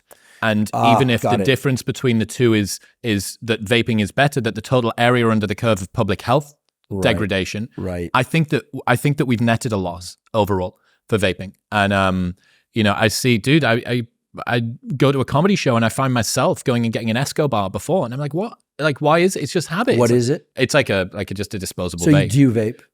I do it if I go to a comedy show and I'm not drinking and I'm tired. So there's like a certain little decision tree that I go through. I'll do it maybe once a month, something like that. What do you vape? Whatever disposable, unpronounceable horse shit is available, whatever's in my friend's pocket. Nicotine or cannabis? Nicotine. Yeah. We're in California, so people talk about cannabis use pretty Not openly in Texas. here. Interesting. Yeah, I think rapid onset of these neuromodulators in the brain concerns me. It's just so different. Also with behaviors, you can titrate, right? People say, well, video games cause a huge increase in dopamine. Okay, fine, but you can limit the total amount of time that you engage. I think with substances, even though you can controlled dose or number of what do they call it it's not going to be like a toke on the vape pen. What is it? It's going to be like a draw. I don't know. I don't know the language. Vaping, LARPing, cosplay. I've got that. Good. I'm teaching you everything today. Everything I need to know. This is good because I'm going to be able to navigate the internet. Fantastic. Far better. Talking about the internet, how worried are you about how technology is impacting people's ability to focus? Adult ADHD is clearly upon us. It's just clear. And so I'm very concerned. You think that that's induced or facilitated or worsened by technology? Like, tell me what's going on in the brain. How's technology able to make such a dramatic change? Yeah, I think let's turn it on its head. I'm not changing your question because I don't like it when people do that to me. Answer what you want. No, sometimes I'll ask you a question on my podcast and people will flip. They're like, I'm going to give you a different question. Answer that one. And I was like, okay, I'm going to answer your question a different way. The circuits in the brain that are required for setting and maintaining focus are inhibited by the process of deliberately shifting one's focus over and over and over throughout the day. In other words, if ever there was a physical activity that could undermine your cardiovascular exercise, it turns out not to be the case, but there was this idea a few years ago that if you sit a lot during the day, it doesn't matter how much you exercise, it's not going to make a difference. That's not true, right? Exercise still helps. But we also know that moving and standing up and sitting down quite a lot throughout the day, getting as much, little walks and things like that is extremely beneficial and can amplify the already known positive effects of exercise. Okay. Well, when it comes to focus, much of what our schooling is about growing up is not just the content that we're taught, but our ability to sit still and pay attention, to keep the body still and to focus to some extent, keep the body still. Some people gesticulate more, the Italians and in certain Arab countries and things like that. And other people are far more still. And we get back to this about body stillness a little bit later because there's some emerging ideas on that are worth touching on. But the point is that if one is constantly moving their attention from one thing to the next, it undermines the stability of all the circuitry in the brain that's responsible for prolonged focus. Now, I partake in social media, so do you, but the scroll function is a practice of shifting focus while maintaining gaze in one location, right? Normally we would shift focus by looking here, by looking there. Try this for 30 minutes tomorrow. If folks listening to this, take 30 minutes of your day and decide that you're only going to exist in the three-dimensional world, meaning you're not going to look at screens for 30 minutes. Okay, obviously screens, your phone has a depth to it, but you know what I'm talking about. You'll notice that your attention is shifting all the time. You're looking at a brick wall, then there's this, and there's you, but it's all harnessed by some sort of conceptual goal or physical goal, trying to get here, finish a conversation, complete an answer to a question. That's all within a tunnel of motivation. When you're on your phone and scrolling, and I think scrolling itself is the major issue, when you're scrolling, you're essentially putting yourself into new context after new context after new context. And the brain has to adjust to all of that. And the way that the brain works, in addition to controlling heartbeat and autonomic function, et cetera, is, think about it, sort of I don't want to diss it, but I took my sister to see the Harry Potter play recently in New York. And while I wasn't a big fan of the script at all. Was this the Half-Blood something? What was it called? Yeah, it was what is it? The Cursed Child. Yeah. Me, Jordan Peterson, and Douglas Murray nearly got thrown out of that during COVID. I've got to tell you the story once you're done. It's one of the phenomenal thing that I saw. So you went to go and see it too. My sister likes theater, and we go to New York each year for her birthday. And I took her to this show, and I wasn't a big fan of the script, to be honest. I only read one of the Harry Potter books, liked it, but then abandoned it. But she really likes the Harry Potter stories. I wasn't a fan of the script. That's just my uninformed opinion. But the effects were spectacular. Okay. And one of the things that occurred to me, they had this library there where the books are alive. And as I was watching this, I realized that that's very much how the brain works. That, for instance, when you walk into a room, it's a new context. And it would be the same as if you were walking through a library. And let's say you go to a soccer, European football game, and you sit down, and all of a sudden your brain calls up all these books about European soccer, and your favorite team is right there. And then you open that, and then all of a sudden you're looking at that, something about your favorite team. What's your favorite team? Newcastle. Okay. And then unbeknownst to you, this is the important part. The books all around you, not the one you're looking at, are now changing to the competitors and the history of that team, but also who's the directly antagonistic rival team. Sunderland. Sunderland. Okay, Yeah, Sunderland. there it is, baby. Okay. So that's the way the brain works. It's calling up context so that it makes it very easy to flit to a discussion about a particular rivalry in a particular year, in a particular match, in a particular point and player. That's focus. Focus is not about maintaining a single tunnel of cognition. Focus is about calling to mind all these additional contextually relevant batches of information that you might need. And, the reason I use the analogy of the Harry Potter library is that it's a dynamic library. So the moment we're done here and we walk out, yes, some of the books, so to speak, of this conversation will linger with us, but whatever we're focused on next, whatever goal-directed behavior we have, making it to dinner or through traffic or wherever we're going, will call up a new library. Now, some people might say, well, duh, of course it works that way, but it's not duh because it's very dynamic. Now, social media is the opposite of that. It's one library.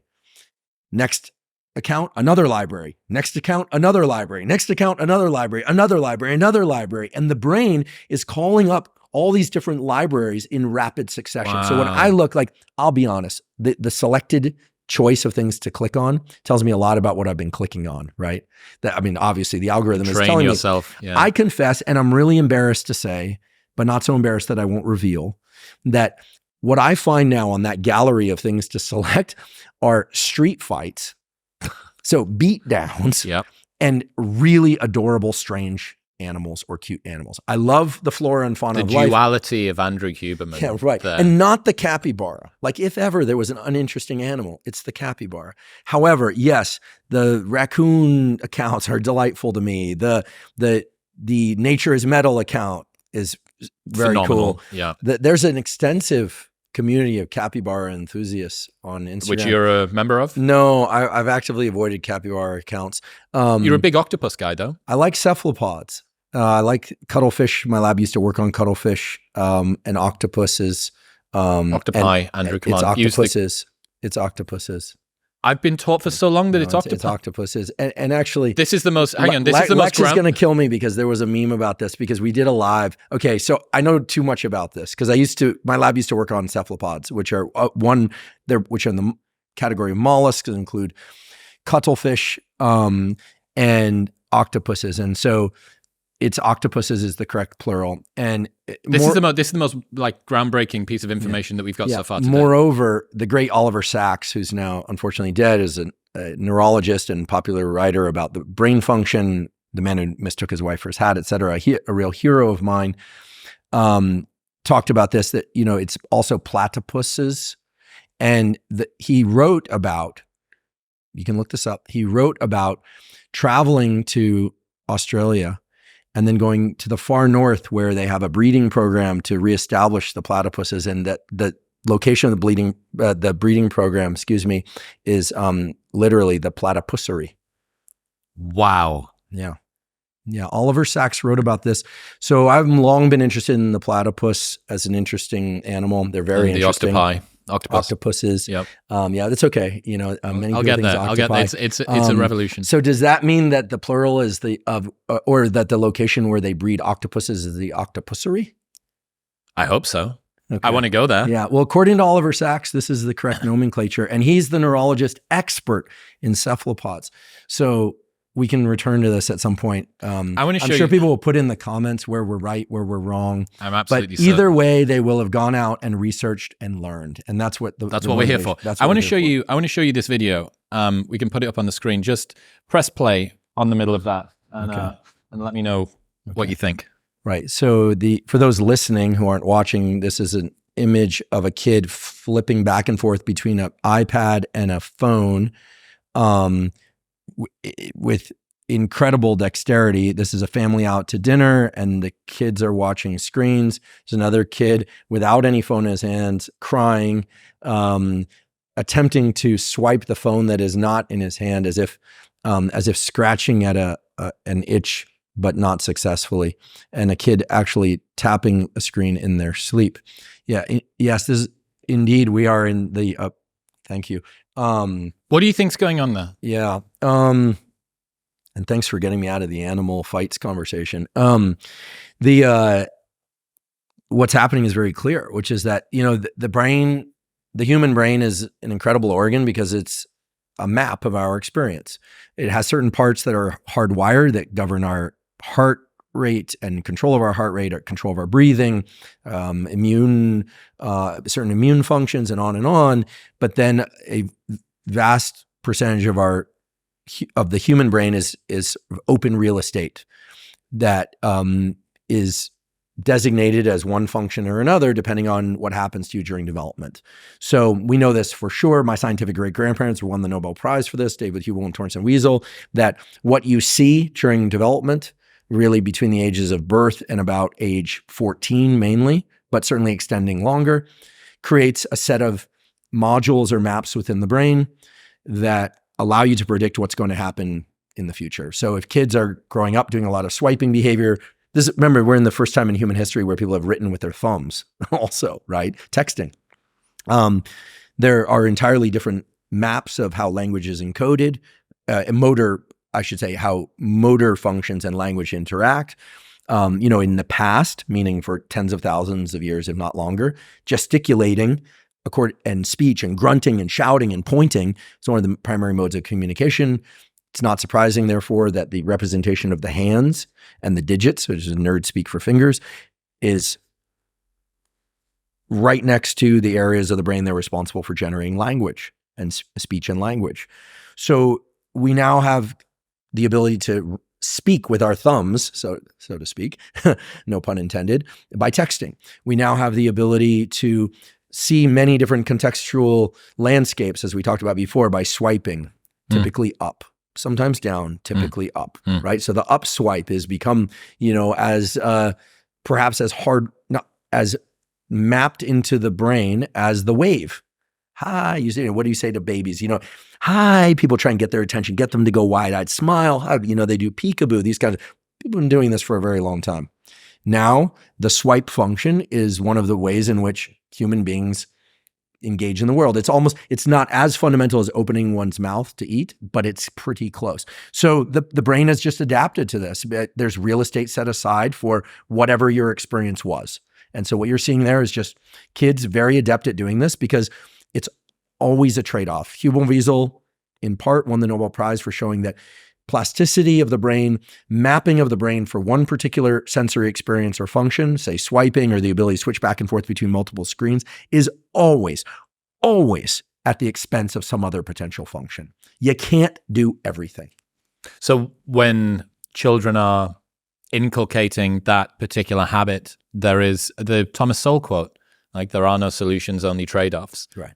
I think I've got written on my whiteboard on my fridge at the moment, the 5 most common deathbed regrets. And it's things like, I wish that I'd not worked as much. I wish I'd let myself be happy. I wish I'd stayed in touch with my friends. It will be unbelievably surprising to me if in 40 years' time, I wish I'd spent less time on my phone isn't on there. I would bet pretty much everything that I have that would probably appear on average on people's 5 top deathbed regrets. I wish I'd spent less time on my phone. And we can see this happening in front of us. And the best way that you can tell that this is going to continue to happen is that you can reflect on what you did over the last week. And one of the most common things that you wish that you'd done less of over the last week was, I got captured. I did a couple of YouTube holes or TikTok scrolls or Instagram whatevers. And you know that this is happening in the micro. Spread that across a lifetime. I think that very much we're going to look back at this and hopefully there is some kind of solution. Maybe it's Neuralink. Maybe, we have a way that we can kind of ethically engage with technology and get the communication and the stimulation and the exploration of different ideas and communities. But yeah, right now kind of feels a little bit like, maybe a little bit like when cigarettes first came out, like your doctor smokes Camels, like nobody knew what the bad effects of this were. They didn't know long-term what it was going to cause. And dude, that video, I really wanted to show it to you because you taught me, I was I think incorrectly categorizing people's phone use as an addiction. And I think that you said it's much more like a compulsion. Right. And that is a child that's asleep or nearly asleep, compulsively scrolling through their phone. Yeah, because a compulsion does not, an obsession is mental. This is the classic definition. A compulsion is a behavior, but the compulsion in classic OCD doesn't relieve the obsession. It actually exacerbates it. The payoff, right. Lack of. So you're not, it's sort of like an itch that you scratch and it itches more. Right. And there is something like that with I don't want to say social media, but with phone scrolling. Now that said, I mean, of my waking hours, most of it is spent foraging for, organizing, or dispersing information. And much of that is done on the phone or computer. Yep. But I do read books, hard books, meaning physical books. I brought you one today. Thank you. I like audiobooks too. I listen to a lot of podcasts. I watch your YouTube videos. So I learn when I'm on the internet. But yeah, occasionally it's the, I learned from Nature is Metal, but I haven't learned anything from the raccoon post.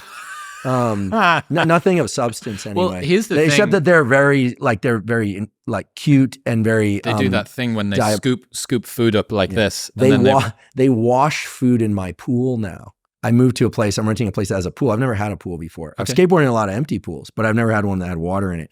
So, and they come through in the night. It's Raccoon Olympics in the middle of the night, and they're coming through. They make a ton of noise, and then they're washing their food. And it's pretty cute the first time you see it, but once they wake you up the third or fourth time, then raccoons. You're trying to, yeah. So I haven't learned much from that. From the raccoon videos. Certainly the fight videos haven't really taught me anything about self-defense or anything useful, except how, just kind of cruel people can be. So I'm trying to change the algorithm by clicking on other things, but it seems pretty slow to change. I got to tell you this, it's got me on, I've never been into Star Wars. I've seen some of the movies or whatever, but I've never been into it. For some reason, it started delivering me short content about Star Wars lore. Like who would have won between Darth Vader and Darth Maul and all it, like who was more powerful as a Jedi Master and all this stuff. Interesting. And I've never been interested in this. And yet it's created in me the desire to actually be like, well, yeah, like would Master Yoda have won however many eons ago if he was at full power when the Sith was at, and I don't even know what I'm talking about, but it's like created in me this thing. The interesting thing that you're talking about there is that there's when you're foraging, you spend enough time on the internet, and you do find something that gives you that, oh, wow, I never knew about that before. And it's that sort of needle in a haystack that you're looking through. And that trigger of, wow, I found so I can talk about it on a podcast. This is really interesting to me. That is the carrot, I think, that gets dangled for very many people who want to feel better about their social media use and think, well, okay, yeah, I wasted 90 minutes, but I did get that thing out of it. I read that Substack post, or I found this new person that I really care about. The variable schedule reward of intellectual satisfaction is also in there, right? It's not just the shock. Sure. It's not just the cute. Yeah, PubMed for me is that, PubMed, Library of Congress. The only guy who thinks that PubMed is variable schedule reward. I remember when PubMed first came out as a very searchable database, and some of the journals later became electronic, and now they're all available electronic. And I could not believe, I was so excited because I used to go to the library and I have to put money on the card and Xerox copy and stuff. But also in the library, I love libraries, and I'd spend so much time when I was a student and graduate student, and you'd find something. And it's like, I'd look around, like, did you see that? Did you see that? But since I was a little kid, I was discovering stuff in books and then talking about it to everybody, even if they didn't want to hear. And so I was professing from a young age in class on Mondays and things. So for me, it's hardwired into my system by now. And I think that I do think that social media holds certain gems. I think we're talking about like mining for gems of social interaction too. I've gotten to know some people through social media where it's really enriched my life. I've reconnected with some people. And it's really enriched my life. It's allowed me to connect the dots, going backward in ways I hadn't anticipated. And I think going forward, if you're asking about the kids in the video that you showed me, or you're talking about adults or anyone, it's the success is largely going to be determined by who has the most self-discipline. I really do. Now, it's always been the case, but I don't think it's ever been the case to the extent that it is now. So this is why I'm such a fan of taking some space from all action. This is actually something I learned from Rick Rubin. I'm fortunate to call him a close friend. We communicate pretty much every day. And I went and spent a week with him abroad this summer. It was the worst time to travel. And I decided to go over to where he was in Europe and just spend the week with him. We had no plan. And first of all, on the way over there was nothing to watch on the plane, but there was this Tom Petty documentary. And I turned it on. I'm not a huge Tom Petty fan, but it was interesting enough. And then Rick is in the documentary. And he's in the documentary lying down doing the interview. Typical meaning unusual for most people, typical because it's unusual for Rick to be lying down. And I thought, okay, so get there. I know his family well and I love them. And it was really wonderful. It was beautiful. It's a beautiful part of Europe. But, I noticed, so we had this habit of we would tread water in the pool and listen to podcasts in the morning. Mm-hmm. And there's a wonderful podcast, by the way, that we should all be aware of. I think it's a history of rock and roll in 500 songs by Andrew Hickey. Super nerdy. It's like getting a graduate degree in rock and roll. It talks about the music, but also what's happening in like organized crime, how it impacted record sales. Very contextual, very cool. I'm very into that lately. And and in this show on Netflix, have you seen Spy Ops? Yes. Very good, right? Because it's not just like shoot 'em up type stuff. It's really about how spy operations, let me put it this way, it can teach you a lot about history, international history and geopolitical history. So I go over there and we do some treading water, listening to podcasts. I learn about this history of rock and roll and 500 songs podcasts. We talk about it a little bit. And then I noticed that, Rick has a practice. I hope he doesn't mind me sharing this because I'm about to. Rick has a practice. He has many practices, but one of them is he'll spend a good amount of time, just sitting and thinking or lying down and thinking. And it didn't occur to me at the time, but later, after I returned, I thought back to our first guest episode of my podcast. I hosted a guy named Carl Deisroth, who's probably the finest bioengineer on the planet. He's also a fully active clinician psychiatrist. He's got 5 children. He's one of these phenoms, that seems to be able to do everything. And he's a true genius. He went to school with medical school with Peter Attia and Paul Conti. They were all in the same class. Yeah. And I know him very well. He's a colleague of mine at Stanford, and everyone knows he's like the Michael Jordan of neuroscience, except he's still active. And that is not a statement about personality, just in terms of successful hit rate. And Carl described a practice that he does after he puts his kids to sleep, of where he deliberately sits completely still and forces himself to think in complete sentences. And this set off a light in my head when I realized Rick does a form of this and Carl does a form of this. If you read the new Elon Musk book, they talk about Elon doing a form of this. The great Richard Feynman, physicist, Nobel Prize winner, talked about going into flotation tanks and doing a form of this. Einstein did a form of this. So what are we talking about? So I'm a neuroscientist, but I'm certainly not as smart as any of those guys. What we're talking about is body still, mind active. Now, I've become increasingly curious about psychedelic therapies, one of which is, and by the way, only in a clinical context, et cetera, legality, et cetera, not in kids, et cetera. But the practice is essentially macrodose psilocybin, but with the eye mask on, completely still, mind very active. Okay, contrast that to a different behavior / protocol that I'm very familiar with, which is I like to do long runs or rucks on Sunday. Body very active, mind not directed at anything in particular. Sometimes I'll do it without a book or podcast. Sometimes I do it with a combination of both. Many people talk about swimming or in the shower or cycling, some sort of rhythmic movement, drumming. The great Joe Strummer was really big on campfires. I was going to mention this earlier, but I'll mention it now, that as an alternative to alcohol consumption, get your friends together around a fire. By the way, the light from fire does not disrupt the circadian system. This has actually been shown. Candlelight, moonlight, firelight, as bright as it is, it's just very low lux. So that's where great things happen, independent of alcohol, right? Around a campfire. It goes way back in our lineage. So there are these 2 states of mind and body that I find fascinating, to the point of being intriguing, to the point of having modified what I do now. because they are the inverse of one another. Body completely still or close to completely still, mind very active. Could be with psilocybin, but that's not the protocol I'm recommending. I'm talking about some very, very smart, extremely accomplished people who all did the same thing. The other is body very active. Mind isn't still, but is not deliberately channeled to any particular linear kind of story or something like that. There's a state in sleep where our body is literally paralyzed and the brain is extremely active. It's called rapid eye movement sleep. So I'm sort of raising a flag for this potential protocol/practice. I don't have any peer-reviewed science to support what I'm about to say, but I have enough examples of extremely accomplished people now in front of me to realize that there's something special about divorcing mind and body function temporarily, deliberately, sitting there and just thinking.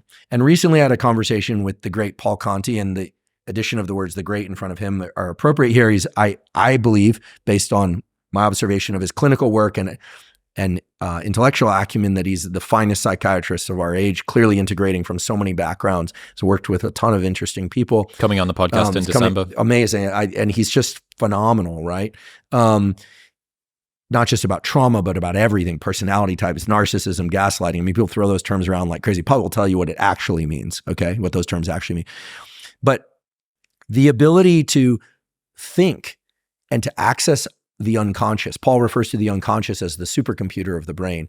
For the unconscious mind and the conscious mind are always in a dialogue. But here's the theory, here's the hypothesis, that when we bring our body into states of stillness in REM sleep, in these deliberate states that I just described, that these other people actively engage in and have for a long time, that the unconscious mind can start to take over a larger percentage of that conversation. And we have access to new ideas, new ways of structuring thought, et cetera. And I don't think one requires psilocybin to do it, but I do think that is one avenue into it. Reliable. That's reliable. It also carries certain hazards, right?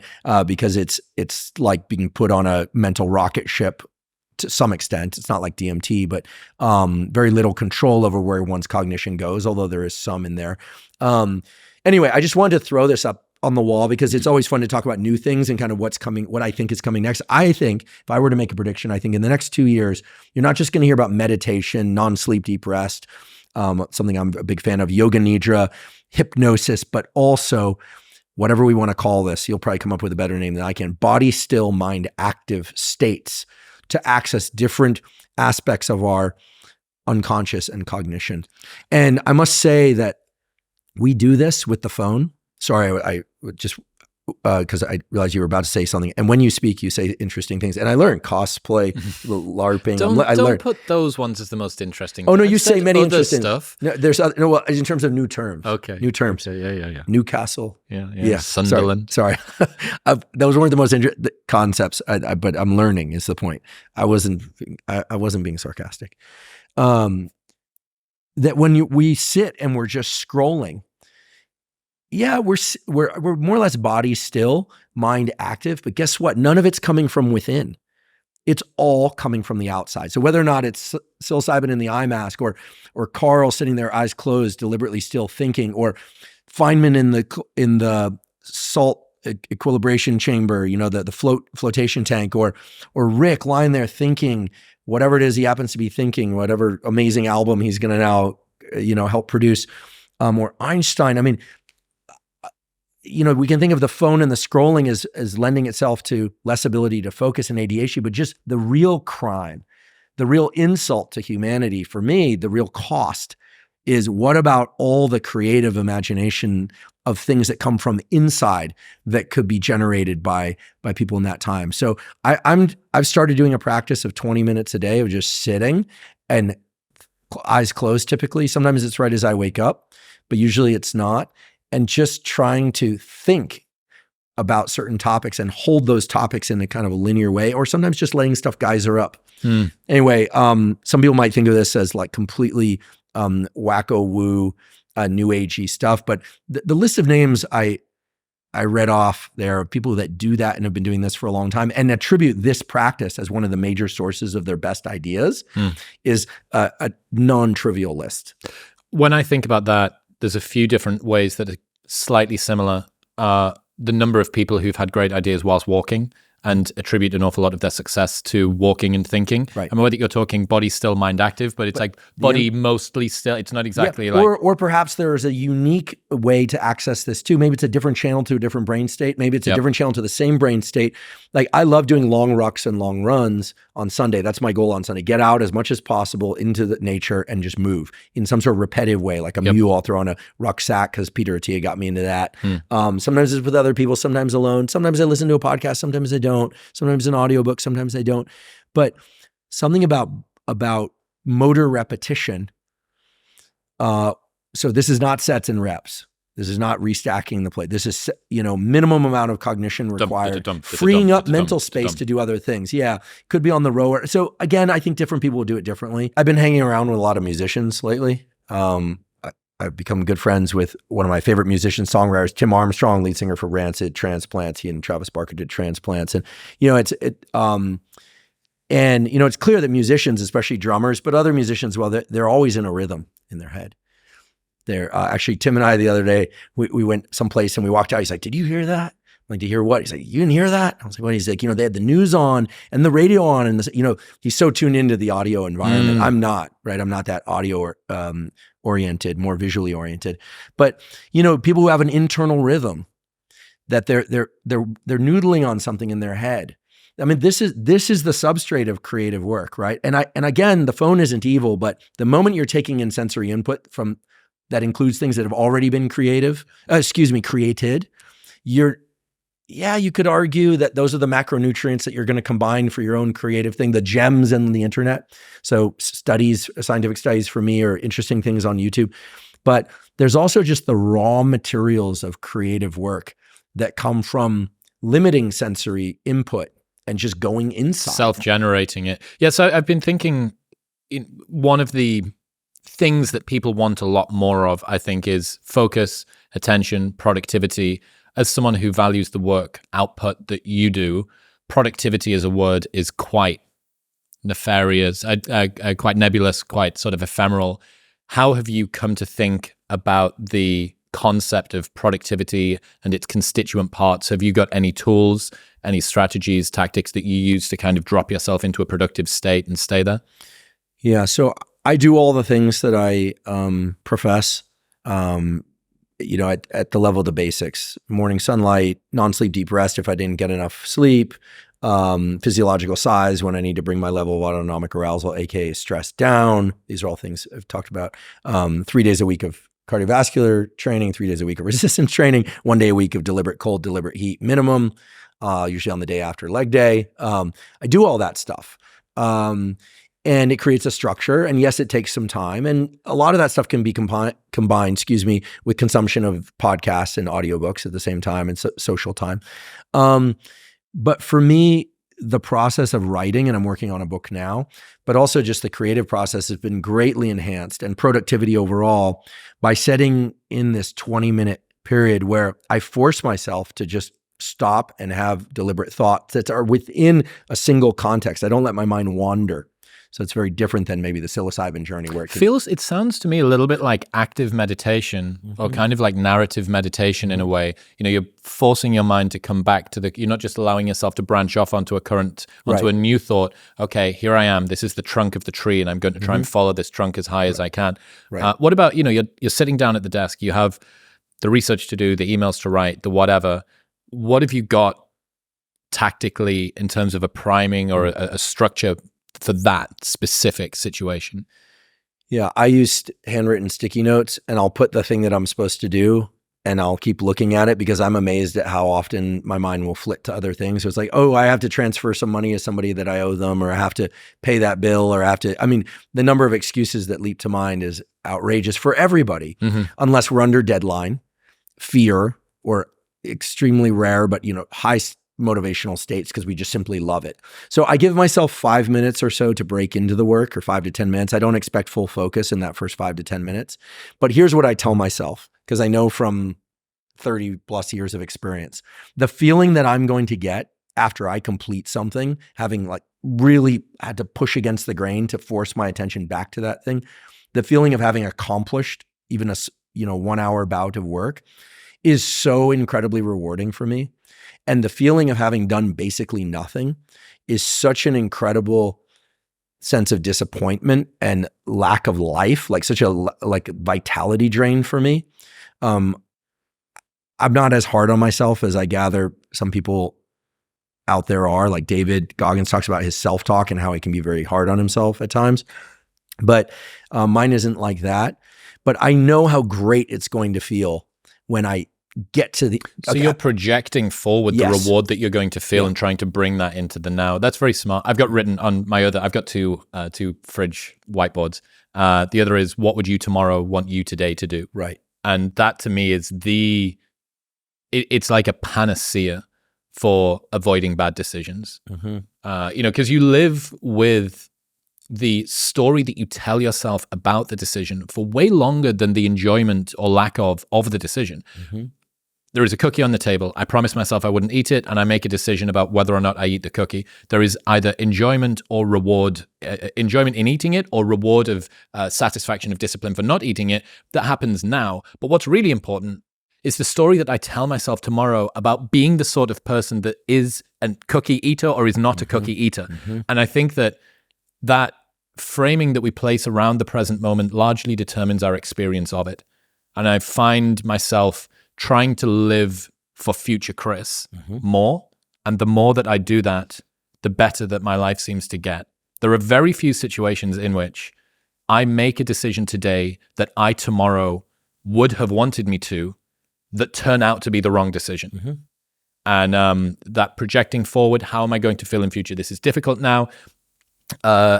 Rick Hansen, neurons that fire together, wire together. Like, can you sit with some of the satisfaction after you've done something that's good? Can you maybe even bring that forward a little bit? Give yourself a little, oh yeah, that's how it's going to do. One other thing that I've just been so fascinated by recently, you have been a big proponent, and I think have really helped people in getting sunlight in the eyes early on. Let's get ourselves outside. Walk. I think you taught me about the lateral eye movement can downregulate the amygdala response. All stuff that I'd found on my own just through doing a morning walk. And then again, like with the alcohol thing, gets legitimated through the science. It's something that I did, found it myself. And then I'm like, this wasn't just bro science or some weird quirk of my physiology. This was actually something that can be shown up in the literature too. Rian Doris from the Flow Research Collective has the Flow morning routine. Have you seen this from him? I haven't, but I know Rian. Rian's an absolute monster. His morning routine, developed with Stephen Kotler to get yourself into flow specifically for deep work and writing, is to begin working within 90 seconds of waking. Because the state of flow and the state of sleep are not far away from each other in terms of brain frequency, delta and theta. Yeah, there's sort of liminal state. Yeah, I haven't seen that yet, but I'll check it out. I am a big believer in the moment you wake up, if you were dreaming, keep your eyes closed and keep your body completely still. Also, similarly, if you wake up from a nightmare and you want to forget about that nightmare, you need to move your body. There's something about body movement that discards the prior cognitive map. It's like it clears the library. We were talking about the dynamic Harry Potter-ish library. I don't want to give too much credit to Harry Potter, certainly not to that play. But one thing that I'll just, about the productivity piece before reflect on this further, because something you said really struck a chord with me. I can project to the future me, but that's not exactly how I do it. I just know, because I'm so familiar with it, the feeling that I get having actually accomplished some small percentage to large percentage of what I was set out to do feels so unbelievably rewarding to me. And I know that it also enhances the social interactions I'll have. It's like a feeling of self-satisfaction that transcends to an ability to show up with more clarity of mind. One of the problems for me in terms of productivity is I'm very strongly affiliative. I'm very fortunate to have a lot of close friends. So if I get a text message from someone, I feel compelled to write them back, not out of responsibility, because if it's someone I'm close with, I love that person. Like, I love my family, but I love my friends. I love my coworkers, colleagues at the podcast. I mean, it extends, and this has to do with my upbringing and the fact that my non-biological family became my family before I sort of reconnected with my actual family in a really deep way. But the one exception being my sister and I were tight the whole time. But for me, a text coming isn't a distraction. Like, that's the good stuff in life. That's one of the reasons I'm there. So I have this practice sometimes of imagining that my my crew, right, as the kids say, I'm pretty crewed up these days, which is great because it wasn't always the case. They want me to like forage off to where I need to go and collect the gems and come up with the ideas that are going to be the next post, the next podcast, the next scientific study. They want that. I tell myself they want that for me. Like they're cheering me on because I know I'm cheering them on. Some are musicians, some do other things. I'm cheering them on. I want them to know like I'm here and I want you to go get the stuff and do your thing. And so I imagine that they're doing that for me, and I turn my phones off. And there's some anxiety in doing that. I'll put it in the car sometimes because it's not that I need to neurotically check the phone because I don't feel safe if I don't hear from them. Like I love these people and I don't want them to feel as if I'm not available. That's really how it is for me. But I know that, and I think someone said it and I forget the quote, so forgive me, but if you're going to create anything of value in this life, you're going to, even if it's with other people, you're going to have to be willing to be on your own for a bit, to forage on your own, to take walks alone, and then return to people, to your tribe, so to speak, and share with them what you've learned, or maybe even just show up with whatever energy shift has occurred while you were off doing your thing. And so, the phones are a wonderful tool, but I think over the years, I lost the ability to be truly on my own and dropped into work. And it's something that I've recovered a lot in the last few years by telling myself that indeed they want me to do that. And indeed, I show up so much better to all the relationships in my life if I've done some real— Satisfied with a good day's work. Yeah, it's or just that, got over that barrier of resistance, the Stephen Pressfield thing of resistance. I wrestled with resistance and won. I think we should all want people to win. And I also, and I confess, I'm going to lose some friends with this, but I have variable latency in terms of my text replies. Sometimes it's a day, sometimes it's an hour, sometimes a minute, sometimes it's a month. I love being on a plane and scrolling through old texts and be like, hey, how's it going? Missed this. And people are like, that was a month ago. Yeah, it was. And, I've been busy, and emergencies are dealt with, but it happens. What's happening in the brain and body when we procrastinate? Yeah. So procrastination is super interesting. There are actually some data that Adam Grant shared with me recently that people who procrastinate actually have tend to have access to certain creative states that non-procrastinators don't because they have don't start justifying the procrastination crowd. That's a dangerous line to go to. Yeah, procrastination. I mean, what the origins of procrastination are complicated and varied. To really say a single concise statement as to what procrastination is. But the way to overcome procrastination is to do something harder than the hard thing that you're putting off. That's very clear. Do something harder. Don't go clean suddenly people want to do their taxes, clean their room, clean the garage, organize the gym, whatever, when they don't want to write a chapter in their book. But you have to pick something that's worse than writing the chapter in your book and do that for 5 minutes. That's the way that the dopamine reward system works and some of these stress systems work. What would be an example? Give me a tactical example of this. Okay, I need to write a chapter on focus and tools for focus for my book. I'm finding I'm doing everything but doing that. Let's just set it a kind of a fun example. I'll do anything but that. Okay. So then you have to find something worse than that. So for me, worse than that is anything involving a spreadsheet. Just the idea of a spreadsheet gives me hives. So I would force myself to do 5 to 10 minutes of like establishing a spreadsheet of my expenses and taxes related to, I don't know, some segment of my work life. I mean, I can't think of anything worse in that moment that doesn't involve physical or psychological damage. So doing that, and then you'll see it will make writing that book chapter very accessible. It's a downhill cruise from there. But people find themselves doing all these things that they would normally want to put off as a way to avoid doing the harder thing. So it's about understanding that what is difficult and what you want to put off or do is a dynamic hierarchy. I think you can think of it as dynamic subordination. I don't know if that's borrowed from cosplay or from military or BDSM. I don't know. I heard it someplace. Yeah. But all the places that you mine for information most frequently. No, it's raccoons and street fights. No, none of those communities are communities that I know very much about. But I was saying it facetiously. But the point being, do something harder than the thing you're trying to avoid. Now, some people really like deliberate cold exposure for that reason, because and here I'm going to really, if I've taken heat, for no pun intended, for the deliberate cold exposure thing, Now I'm really going to get behind it for the following reason. People who are really into exercise of various kinds, but not deliberate cold exposure, love to push back on people that do posts about deliberate cold exposure. Oh, that's not doing anything. It's not much metabolic lift. Okay, but let's really step back and be honest with ourselves.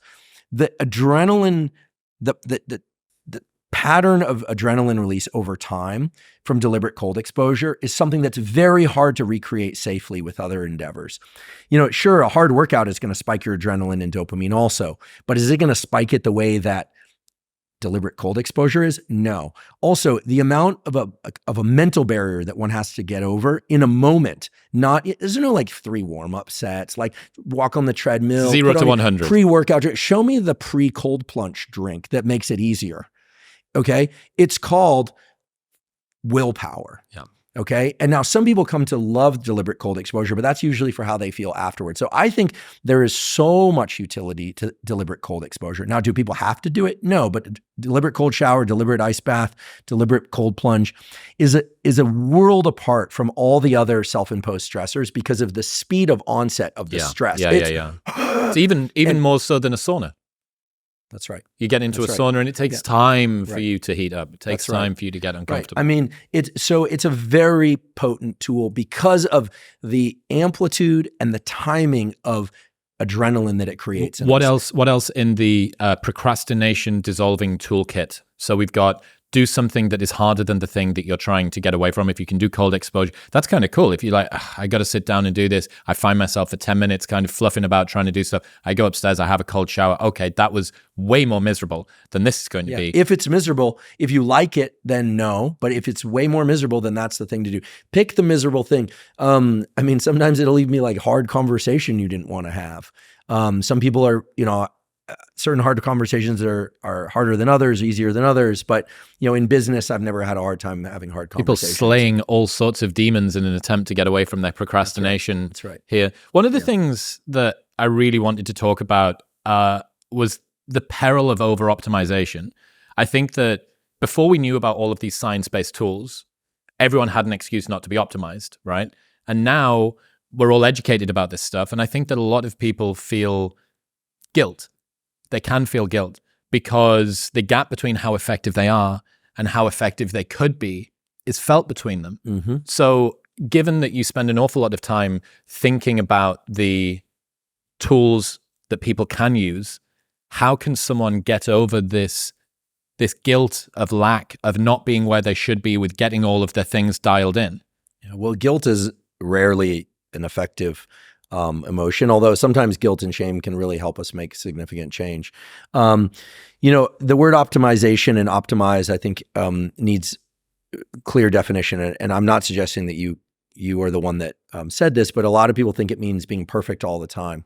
Optimization is something that we need to look at in the context of the moment, the hour, the day, the week, right? If you have a viral infection or you're sick or you're tired or jet lagged, optimization is whatever you can do to manage the basic 5 of, sunlight, sleep, nutrition, exercise, relationships, work productivity that you can. So it's about, it's a verb function. It's not a state to be in, like floating around optimized. It's optimization. The verb is a process that we're continually in. I mean, people who are raising kids are exceedingly busy raising kids, and they're trying to optimize raising the kids and hopefully taking care of their health as well. So I think people see or hear the long list of science-informed protocols that I talk about and think, oh my goodness, how am I supposed to do all of that? Well, that's why I keep coming back to the basics, right? And look, a little bit of sunlight is better than none. A little bit, dimming the lights a little bit is better than keeping them on a full blast at night. Eating a few fewer heavily processed foods that are highly palatable is better than not doing that, right? But and there are certain people who have immense amounts of self-discipline. I mean, and they're going to do all the things. I mean, one thing that's absolutely clear is that there's a pattern of people discovering things that make them feel much better, and then a need to tell everyone about it. And that creates a bit of a divide for people. One thing that I've tried to do is to say, yes, I do these tools, I do these protocols, but I'm not just sympathetic, but I empathize with the fact that sometimes things happen: travel, kids, illness. You get into an argument with a significant other, or at work, or you're just feeling off, And so, it's important to try and do these things on average, is my belief, and to be, gentle with oneself when the time calls for it. And then there's other times when you need to scruff yourself and say, like, enough of this, like, enough, Huberman, like, it's time to sit down and write this thing. I don't care if your phone is ringing or not. I don't care if you want to or not. And you build up your AMCC while you're doing it, right? If ever there was a carrot for doing the hard thing, it's that AMCC activation that makes your AMCC larger, which makes your willpower more accessible in the future. So it's not that I'm unsympathetic to people who are like, wow, this just feels like a lot. But we also have to remember that we should all, I think, as a species, be an individual as individuals, be striving to do better each day. Better than yesterday on the backdrop of what we happen to be dealing with today. I really, really do. I mean, last week I had a great week up until Thursday, and then something happened Thursday. It was a purely professional thing. And it was like everything got derailed. I literally didn't sleep that night. Very rare for me, very rare. And it's interesting, the pattern that emerged, I did some reflecting on later after this event passed, which was there's always this moment where we don't want to do damage control, where we're thinking, gosh, if I just hadn't done that, or if that person just hadn't done that, you're trying to control the past. So there's that moment, and I've learned you have to let that process take place. Unless you have the amazing abilities of a tier 1 special operations person who seems to be able to just live in the moment. By the way, those guys, I know a lot of them, very close to them, tremendous respect for them, but a lot of them have trouble when they return from that kind of landscape where, well, that's done. You got to focus on the next thing, because real life involves sometimes ruminating over the thing that happened and just living in that space of, I wish that hadn't happened. Yeah. Now, you try and compress that to be a limited amount of time, and then you get to, okay, damage control. And damage control sucks because there's the opportunity cost of all the other things that you're not doing while you're doing damage control. So, the human animal, including me, needs to accept that there are certain things that we just aren't going to get perfect. And I hate doing damage control, like everybody does, but I probably hate it a little bit more. And under those conditions, I just think, okay, you know what? This isn't 72 hours lost. This is an opportunity to learn. And indeed, we came out of this situation better had we not gone into it. But I'll tell you, that realization didn't arrive until Sunday. And I was pretty upset on Friday. And I'm not a bad mood guy. I'm not a moody guy. I don't get headaches. I don't get stomach. I'm not moody. People don't grade on me, even people with very different opinions and things. I'm like, live and let live.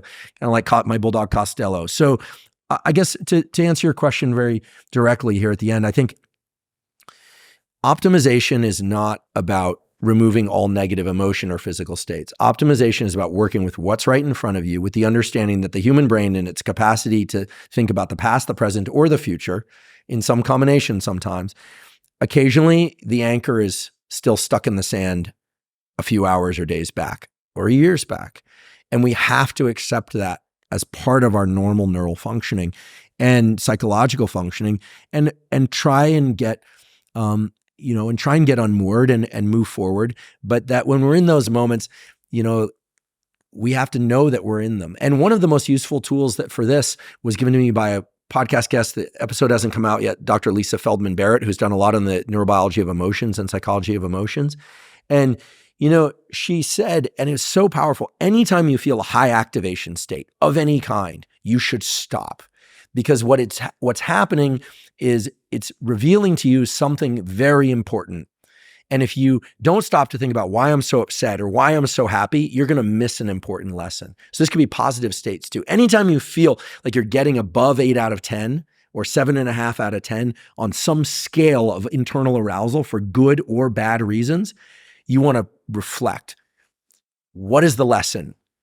I really love this person. I love this interaction. I love this aspect of my job. So that's going to inform the next job I take because I don't love the rest of the job. Or this really sucks. And there's a lesson. And I learned a very important lesson in that last Thursday, but I didn't realize it until late Saturday. But I remember on Thursday, this thing hit and I was pissed. I don't get pissed very often, but I was pissed. And I remember hearing Lisa's voice in my head and thinking, okay, what is this revealing to me? Strategic learning opportunity. 3 days later, I had in my journal, and I still have in my journal, I have many journals, but I have one that's permanent, that kind of is the distilled out things that kind of rise to the top as truths for me. And it revealed to me that I care so very much about certain things, to the point where they're not about my career. They're really about my life, my quality of life. And that small cluster of things is something that now I protect inside. I'm stealing Paul Conti's language here, but inside the castle walls of what I consider important. Like I brought some things in that I think before I wasn't reckless with, but I didn't realize. It would be like if you have a prized horse or child and you're letting them play outside the castle walls and you know there are marauders out there, but all of a sudden one takes an arrow through the heart and you're like, oh, and it's a huge loss. Well, what do you do with your other horses or children? You bring them inside the castle walls, right? But it would be a shame to have that experience in order to recognize how important they are to you. But there were certain things that I was just not protecting. And now I feel so secure. I also feel like I gained a huge lesson. So the short list here is when the shitstorm hits, to put it in scientific nomenclature, know that you're going to be focused on this for a while. Accept that as quickly as you can, but understand that accepting that itself is its own hard process. B, pay attention to those states of high arousal. There are lessons there, even if this is good stuff, even if this is great stuff, the love of your life, you're now getting engaged. There's lessons there. There's things to be gleaned that you'll want to go back to later. And then 3 or 4 days later, go back to those things and examine them from some different perspectives, because I think there are huge lessons in these high arousal states, whether or not it's high arousal because of terrible things or high arousal because of good things. And I think having a process for moving through that is something I didn't have and I'm still learning to cultivate. And, gosh, if you wish that you hadn't spent as much time on the phone or other people wish they haven't spent as much time on the phone, I wish I had known or had a process for dealing with things that happened to me or that I created that were unfortunate for myself or others they created for me, a process of moving through that's semi-structured, that accepts that you're giving up some degree of control, but that there's the opportunity to regain control and establish lessons that you never, ever would be able to access purely retroactively. Yeah, that's kind of like alchemy, like taking something which is, objectively a pretty crap situation and turning it into something which is really, really useful. There was a quote that stuck with me that you tweeted last year, or maybe you just taught it to me, I can't remember. Advice I got early in my career: don't over-engage in any controversy unless you are willing to stake your entire reputation on it. Rather, keep focused on discovering new things and creating, or else you become known for the controversy and nothing else. There is no going back. Right. Yeah, this isn't about avoiding being canceled because I think some people might translate it to mean that, which is why I say it's not about that. It's about, we're given this enormous privilege to communicate our thoughts very fast now through social media. And whether or not you have a big following, small following, or no following, it is still a privilege. And it's something that I've learned to really think through and guard and protect as an asset, right, that we have. And I've thought about this from the beginning of posting on things online, and set up certain rules for myself. For instance, I try to ensure that 90% of my posts are really for the pure benefit of the audience and not for my own entertainment. Occasionally I'll see something and I'll have one of these I'll see something, animal post or something like, oh, that's so cool. Or the other day I saw something on an X account about, bumblebees that sleep inside of flowers. And it was really cool about how they look at polarized light and stuff. But I just was really tickled by this fact. I thought other people might be as well, but it was more for my own entertainment, frankly. But 90% of what I put out there, I'm really trying to think, will people benefit from this? Will they learn from it? Not are they going to be interested in it, but are they going to learn from it? Will it get them thinking or doing something beneficial to their mental health or physical health? Lord knows I've been attacked for, saying, hey, this is an interesting study about deliberate cold exposure. And then people were like, oh, it's underpowered and, it's a marginal effect. And, and I love this. Because I come from the field of science, it's sort of funny to turn people loose on a paper because you're going to get a range of opinions because no two people read the same paper the same way. And everyone would like to say that they are the arbiter of truth and how to read papers, which just makes me chuckle. Normally, those people have not published very many papers themselves. It's sort of this inverse relationship. But nonetheless, I like to put things out there that stimulate thinking. Positive thinking. I don't like controversy for sake of controversy, but you and I have colleagues in the podcast space, and there are many people who are public facing, who see a current event and they just say what they think. And you know what? More power to them. But it is, and I will say it is a distractor from a larger message that they likely have. if they have one at all.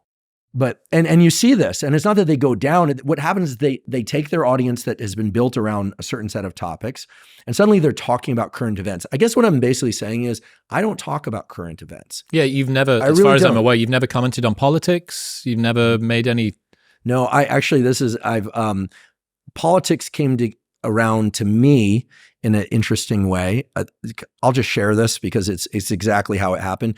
Rogan had Robert Kennedy Jr. on his podcast. Okay. And I liked the post and I commented, and the comment was the following. I said, I hope all presidential candidates go on long form podcasts, because I happen to believe that it's a great way to get to know candidates. Plural. Oh, fuck. No. So didn't someone edit your Wikipedia page? Okay. So this is interesting. So I got calls from colleagues of mine at Stanford. I got literally calls and texts. I got calls from major media outlets asking whether or not I'm an RFK supporter / anti-vaxxer, to which I said, I don't know how you concluded that. Okay, that's certainly not my stance, right? My politics are my politics, but there was a huge leap from, and I said, in my comment, I said, I look forward to listening, and I hope all the candidates go on long form podcasts. I also see Robert in the gym, and it always looks like he's training hard. He trains hard. He's in good condition. Yeah, he wears jeans, which I don't understand when he trains, but anyway, he trains hard. Odd choice. Odd choice, but free country. So be it. So be it. So was I commenting on the content of his podcast? No. Was I commenting on? You probably hadn't even listened to it yet. I hadn't listened to it yet. So, but what's interesting was in the subsequent days, I got an onslaught of kind of assumptions or presumptions, really what they were. And then, yes, this isn't about, maybe this is the time. I've published over 70 peer-reviewed articles that are indexed on PubMed, many of which had secondary sources in Time and other major outlets that covered the findings for their relevance to the general public at the time. This is around 2016 mostly, but in the subsequent years as well. That was scraped from my Wikipedia. Scraped from Wikipedia. You mean like scrubbed, removed from Wikipedia? Yeah. Well, my research contributions are not there on Wikipedia anymore. Still. And then there were assertions that I was an anti-vaxxer. There were assertions that I was supporting certain political agendas and so on. And then the page was locked by the editorial staff. I've had communications with the founders of Wikipedia, who the page has been adjusted somewhat, but none of my research has been put back. I actually am at this point. I think it's sort of interesting because it's more actually. It's kind of fortunate that it happened in the sense that it's more telling about how the kind of editorializing around Wikipedia exists than this is really not about me. I'm telling this anecdote as a way to sort of reveal what was my experience. Makes very clear that now it includes some positives, some negatives about the podcast. That's fine. We cover supplements. Some people are and promote supplements in certain contexts, mostly behavioral tools, but supplements too. And so I'm perfectly fine with that being included because that's true.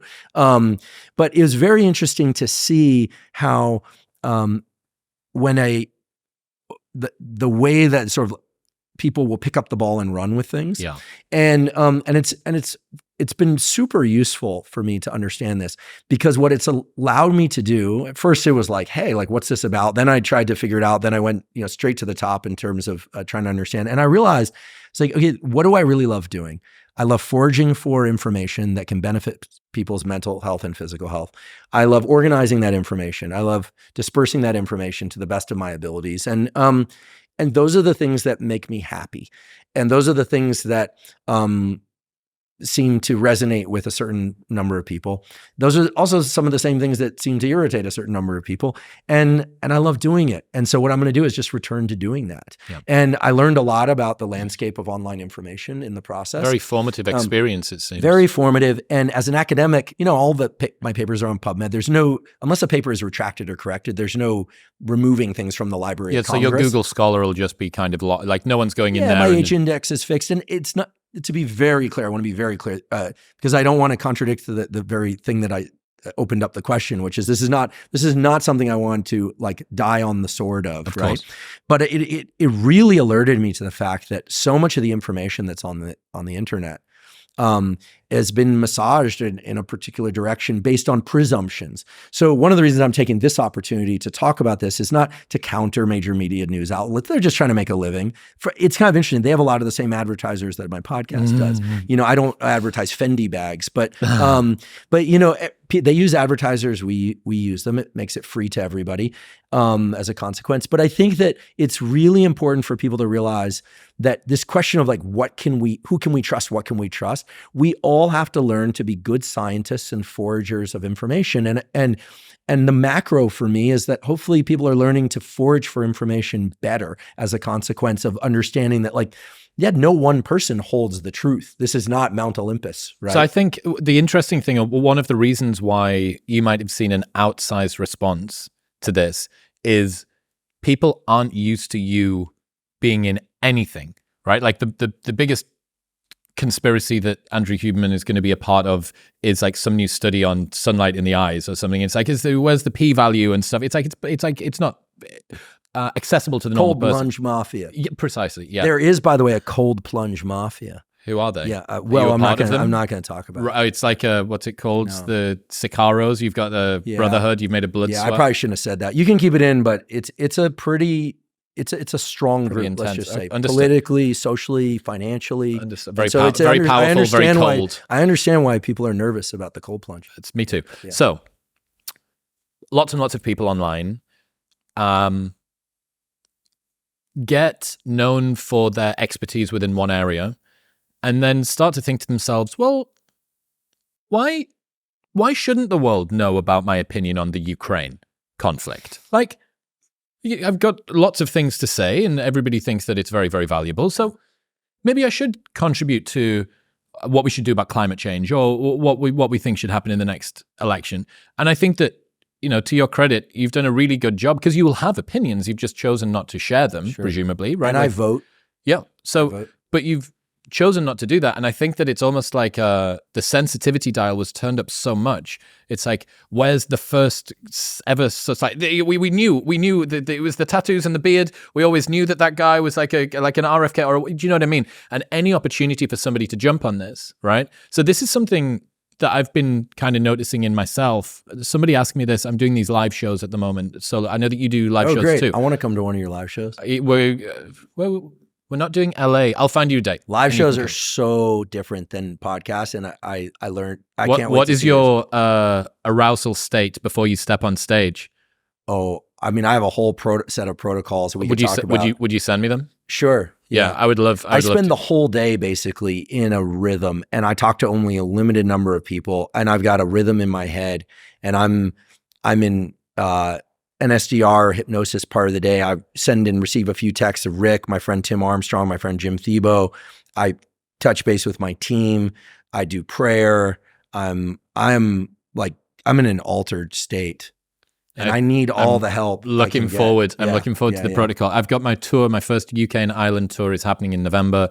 And then I'm going to Dubai. We've got a huge 2,000 person show in Dubai. That's then we're going to do Canada and the US. Anyway, I got asked recently, I'm doing work in progress shows like a comedian for these. So I'm doing 40-person shows at East Austin Comedy Club. All of the profits go to charity. I wanted to work out my material right before I went on stage, even though it's not comedy stuff. But I wanted to do it, and it's been really, really useful, because I've been able to watch. I shouldn't really open with that story. It's not so we can move that a bit later. It's a bit heavy. It's a whatever. I got a lot of thoughts about this. Yeah.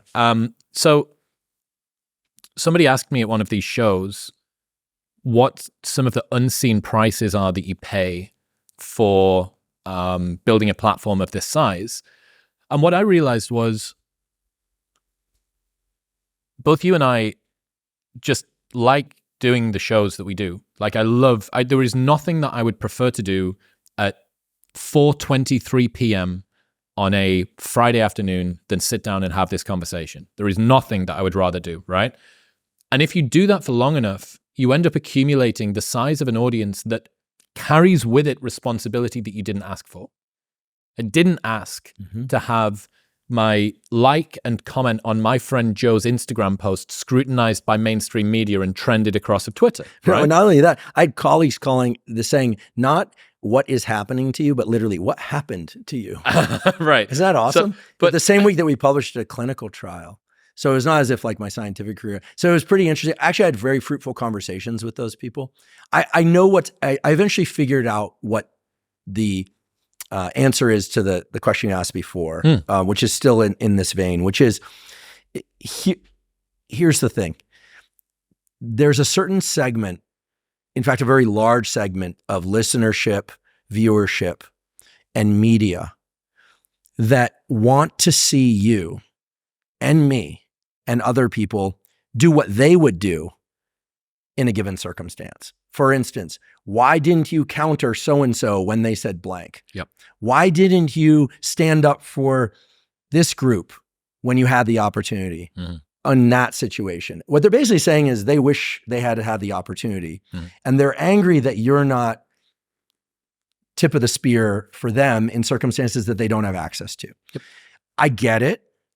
But one thing that I learned early on by observation is that a sense of justice and a sense of strong opinion about certain things is incredibly important. I mean, that runs in my family. But you have to know when justice needs to line up with action or when justice is time to walk away, when you're not the best suited for something. The other thing that, and I have to say, Joe Rogan is the best at what I'm about to describe, and I admire it so much. First of all, I'll go on record saying that I think Joe Rogan has been clearly net positive for science, bringing about lots of different conversations about tons of topics. Let's just leave the vaccine thing aside for the moment, but sleep, the cosmos, Matthew Walker, 11 on Lemke, right? Peter Attia, and on. Okay. It's very clear, whether or not he's aware of it or not, that he's not going to be leveraged by anybody. No one's going to come on to show it. He doesn't allow himself to be used, right? So when someone gets upset that you're not taking a stand that they would take, they're upset that they can't use you to reach their ends. And, you know, I have many flaws, like anybody, but maybe a few extra. I really do. And, but included in that extensive list of flaws is not the capacity to be used. It just is not. I have strong opinions, and there's time for justice and action along particular lines. And I prefer to do that not using my social media platform or podcast platform, in part because there's a tremendous number of things that I want to learn about and teach about, guests I want to have on to educate as many people as possible. So I'm not being political or diplomatic. I'm being extremely strategic. I'm saying I'm not going to be used to achieve somebody else's end. That's basically what it is. And so I think very hard about like the things I want to take on, and they're mostly about helping people regulate circadian rhythms, stress, sleep, eating disorders, depression, understanding of self through a mental health series, addiction, sleep. You know, I said sleep multiple times. And on and on. And the other stuff is really barbed wire. You can get snagged on it and stuck there. Yeah. And then you're tossed up against the barbed wire and you're fighting and you're bleeding out. And guess what? A bunch of really great stuff is happening. So that you could be focusing on instead. That's really what it is. I always think about how much of some of the smartest minds of our generation's time has been taken up arguing over pick your topical issue headline of the moment. Like what else could have been achieved if these people who, outside of the myopia and like catastrophe that is most of pop culture headline stuff, are phenomenal thinkers, and yet they have it's like the kryptonite, that there's something that pulls them away, I want to rip them back in. Oh, well, my thumbs start buzzing. You know, there's the premotor circuits that get me wanting to put something. How often do you type and delete? Does that happen much? 3 times a day. You're kidding. No, but not because of political reasons, but or sensitivity issues. But about 3 times a day. There are a lot of posts that just don't go up because I'm like, it's not going to land right. I don't touch on current events. I mean, our friend Lex Friedman covers a lot of current events and gets right in the middle. I mean, he'll travel to current events. Yeah. You know, he'll land himself in dangerous territories. I think also something that's really helped me, I had great scientific advisors and mentors coming up. I understand the limits of having one brain and one personality and one history. And I have a council of people that I refer to often. It's funny, I brought my notebook today, which I'm always carrying around one of these little notebooks. I'm writing on cards and things. And in the front of this notebook is a list of names. I didn't think we'd get into this at all today, but a list of names of people that I I look at this list. Is that the Council of Huberman right there? It is. Who's in the council? Well, I'll give you a non-exhaustive but accurate list. I mean, it includes Rick Rubin, close friend, Peter Attia, close friend. It includes Joe Strummer, Oliver Sacks, both of whom are dead and who I never met, but I've consumed their writings and I know people close to them and I have stories about them. It's got a couple people whose names I'm not going to disclose. There are a few others here that maybe my dead advisors, all three of them. My dog Costello he was so stubborn. You could not get him to do something he didn't want to do. It was like you couldn't move him. And he always was right about the things he didn't want to do. He had an incredible sense of understanding about his environment. My sister's on here. And then, my team, who aren't just my team, but Rob, Mike, Ian, Chris, Martin, Gary, Greg, like Sarah, they're here, right? So these are like, anytime I'm going to put something into the world, I look at this list and I think like, okay, I don't need unanimity, but like, what would they say about this? And because I don't need to text them most times, 9 times out of 10, I know. You can infer it just by knowing them. Absolutely. So this is something I really wanted to kind of touch on because you've gone. And there are others on that list. So for those that I didn't include, it's like I want to be. They know. Jim Thiebaud, right? They know.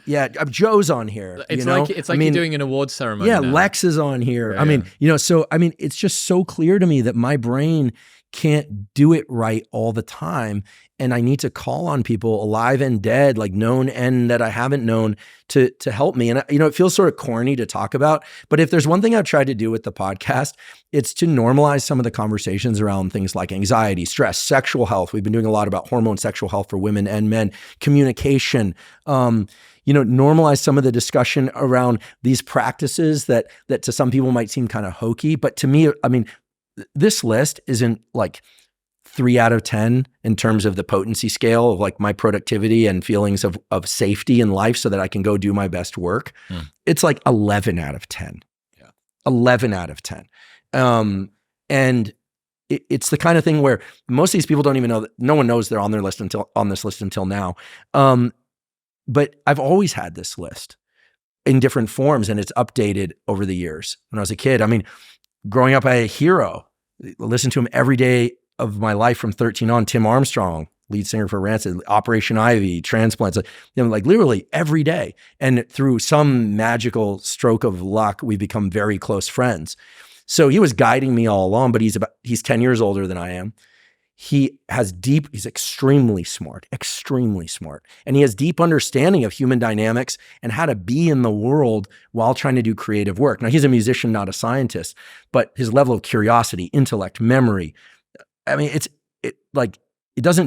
years it inspired me, but now like I'll text or call Tim. I did that last week. Like, hey, this is a tough situation. Really helped me. I called a few other people too, but he's on this list and he has been since I was 13. How wild is that? It turns out, never meet your heroes, right? Well, it turns out this hero ended up like wildly exceeding my expectations in the positive direction. You do know that there's someone listening to this. There's probably millions of people listening to this, at least not thousands, to whom you're that person, right? That they have this parasocial relationship with you, even if you didn't ask for it. Parasocial, I like that. It's almost like paranormal, but parasocial. That's the term. I'm gonna write that down. Get it in there along with whatever it was, cosplay, and we've got a good list. And Huber husbands, Huber daddies. I'm really fascinated by what it's been like to be a relatively unknown academic working in the annals, just doing your thing, doing your research, to now, as a byproduct of a passion to share science-based tools for people, now being sort of thrust out into the public. What's the felt sense of this rapid increase in exposure and scrutiny and fame been like?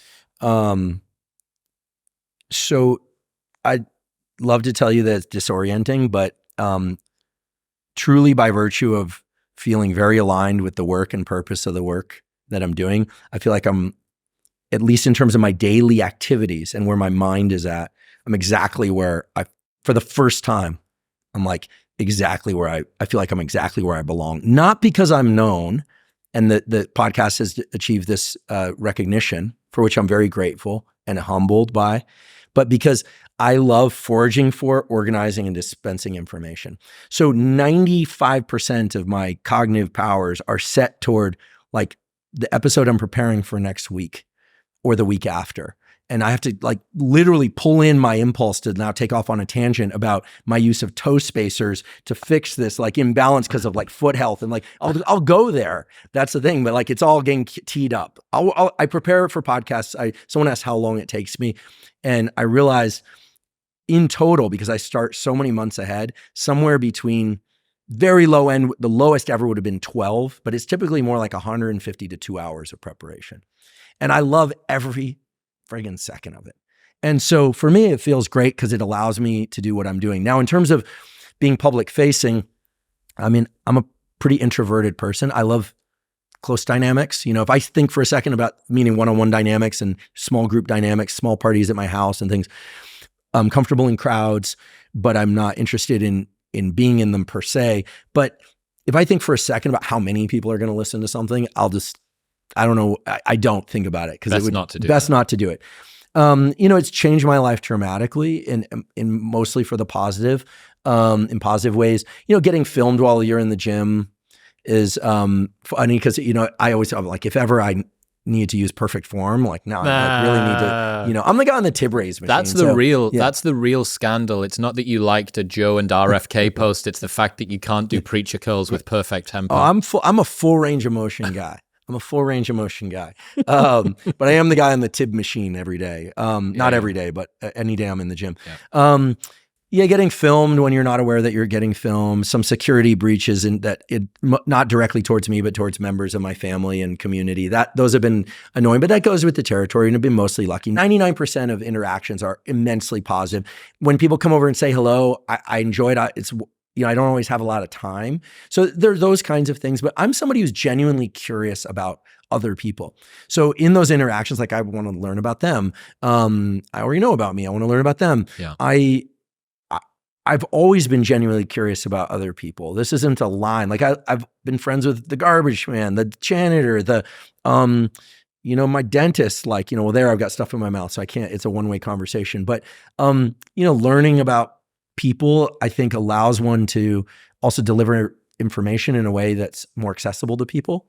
This is something that I would go as far as to say that the level of fame and recognition that I have now is about as like Goldilocks zone as it's possible to get. It's maybe once every 10 to 15 minutes if I'm walking in a crowded area somewhere, and it'll be a 10-second conversation of, hi mate, really love the podcast now, or like the Amazon Prime delivery driver shouted out of the window the other day. And those are the people that allow us to do what we do, right? Like those, I'm so grateful that people are interested in the kinds of information that you put out and that I put out.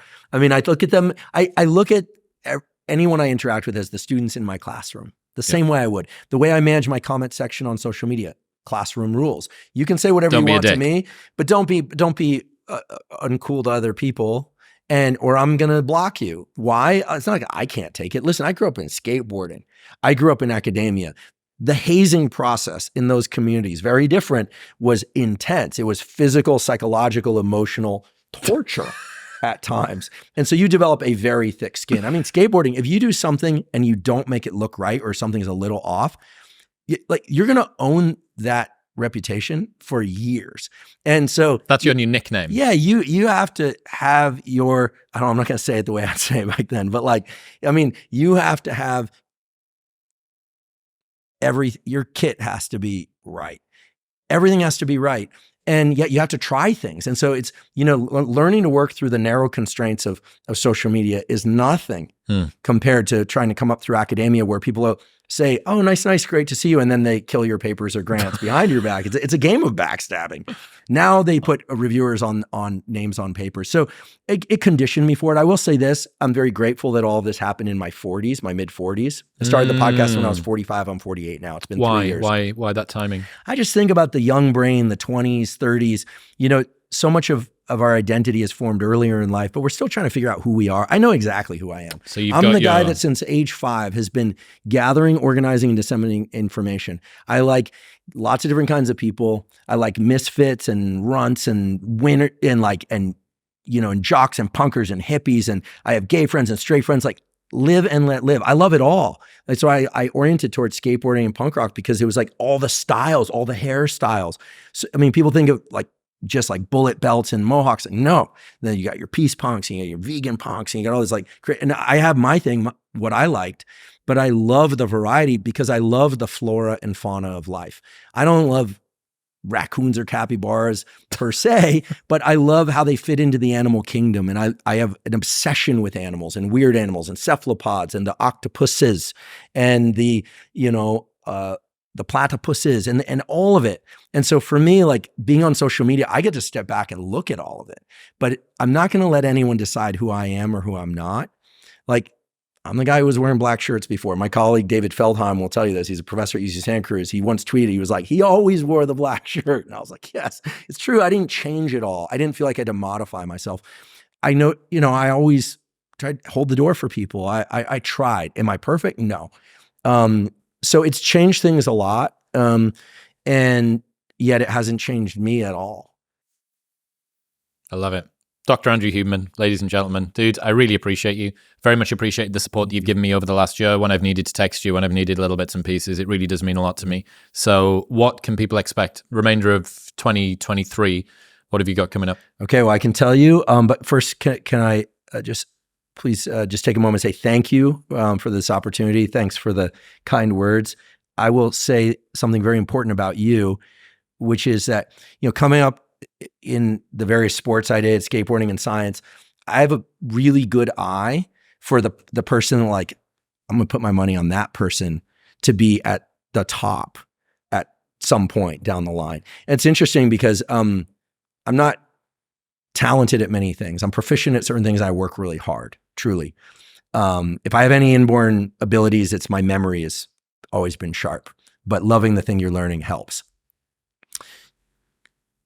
Early on, when I saw your content, it created some sense in me based on how you were delivering it, the passion, the honesty behind it, and the ways in which you were like moving through and trying to figure it out, that I was like, this guy's going to be like at the top.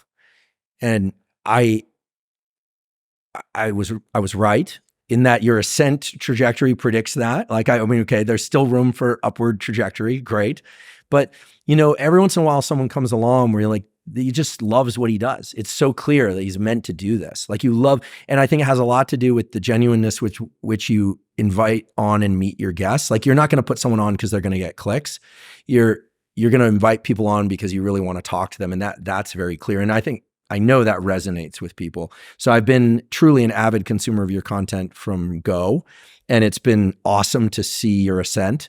And I'm sure that this is just the beginning. So I want to say thank you. Thank you. Thank you. And I look forward to deepening our friendship. That's a real thing, because early on when Lex and I became friends through podcasting, at some point I realized, I was like, we need to hang out without these microphones in front of us. I went out to Austin for 2 weeks. We just hung out. It's also where he did the jujitsu thing where he choked me out. You out. Yeah. So got me there. I'll get you back, Lex, but not with jujitsu. Psychological jujitsu. But I hope we get the chance to spend time. And I really just want to say, whatever you're doing, keep going, because it's awesome. And it's clear that you're really working hard in your craft. And I'm really excited about the lives, and we can talk about that. Thank you. Rest of 2023, I'm going to try and finish this book that I've been procrastinating on for a few years now. It's mainly going to be a book of protocols. So it's very straightforward as to what to do. It's kind of the what to do stuff, not so much story. I think there's a need for that. That's going to break the world when that thing comes out. I'm putting my heart and soul into it. You got an idea of completion date and then publication date? Pre-sales should probably be February, and it should come out end of 24. Yeah. So, and I'm putting everything I've got into that book. While still podcasting, we're going to do a series. We've done these guest series. We did one with Dr. Andy Galpin on fitness. We did one on mental health with Dr. Paul Conti. We're going to do one with Dr. Matthew Walker on sleep, and one with Dr. Anna Lemke on addiction and dopamine soon. So that the guest series are that going forward. And then, there were times when we thought, okay, we need to do something else. Like, do we need an app? And we've really taken a step back, and we're just like, we're just going to keep searching for, organizing, and just dispensing information, mainly in the form of the Monday podcast, occasionally these guest series. We do have a premium channel that generates revenue that is directed towards scientific studies. I haven't talked too much about this, but a significant portion of that has been put to philanthropy, to laboratories working on eating disorders, on mind-body states, on intermittent fasting. Didn't you recently redo your website? Isn't your redid website the website. more searchable? Yeah, so if you go to hubermanlab.com, the engineers have done a great job where it's highly searchable now. It'll take you to specific timestamps. You could even say like dopamine procrastination. It'll take you to that particular timestamp. And I think as the AI tools get better, there'll be more things like that. But really, it's going to just be more of the same. Live shows? Any more live shows this year? We've got live shows coming up in Australia. So the first one in Sydney sold out. The Opera House one sold out, but there's another one being announced soon. And then there's a Melbourne and Brisbane. Where should people go if they want to sign up for that? It's hubermanlab.com/tour to get tickets. Hell yeah. And those are fun and they're very different than the podcast. But you know, I joked a few months back with traditional media. I wasn't joking that, you know, I might run for office someday. Like from what I've seen of the experience of politics, like I want to retract that statement. I have 0-1 interest in running for office. But I have every interest in just continuing to indulge this obsession / delight that I get from learning and teaching and sharing information. So like, yeah, that's the plan. And keep the main thing, man. Yeah, that's the thing, you know, and I never know. Like I come from a long line of academic advisors that all died early. Like I hope I'll live a long time, but I don't know if it's gonna be a cancer, a bullet, or a bus that's gonna take me out, or old age. I have no idea. So I'm just leaning into this as hard as I can. Hell yeah. I appreciate you, man. Thank you for today. I appreciate you. Thanks so much, Chris. Thank you very much for tuning in. If you enjoyed that episode with Dr. Huberman, you will love my episode with Dr. Peter Attia, which you can check out right here. Go on, press it.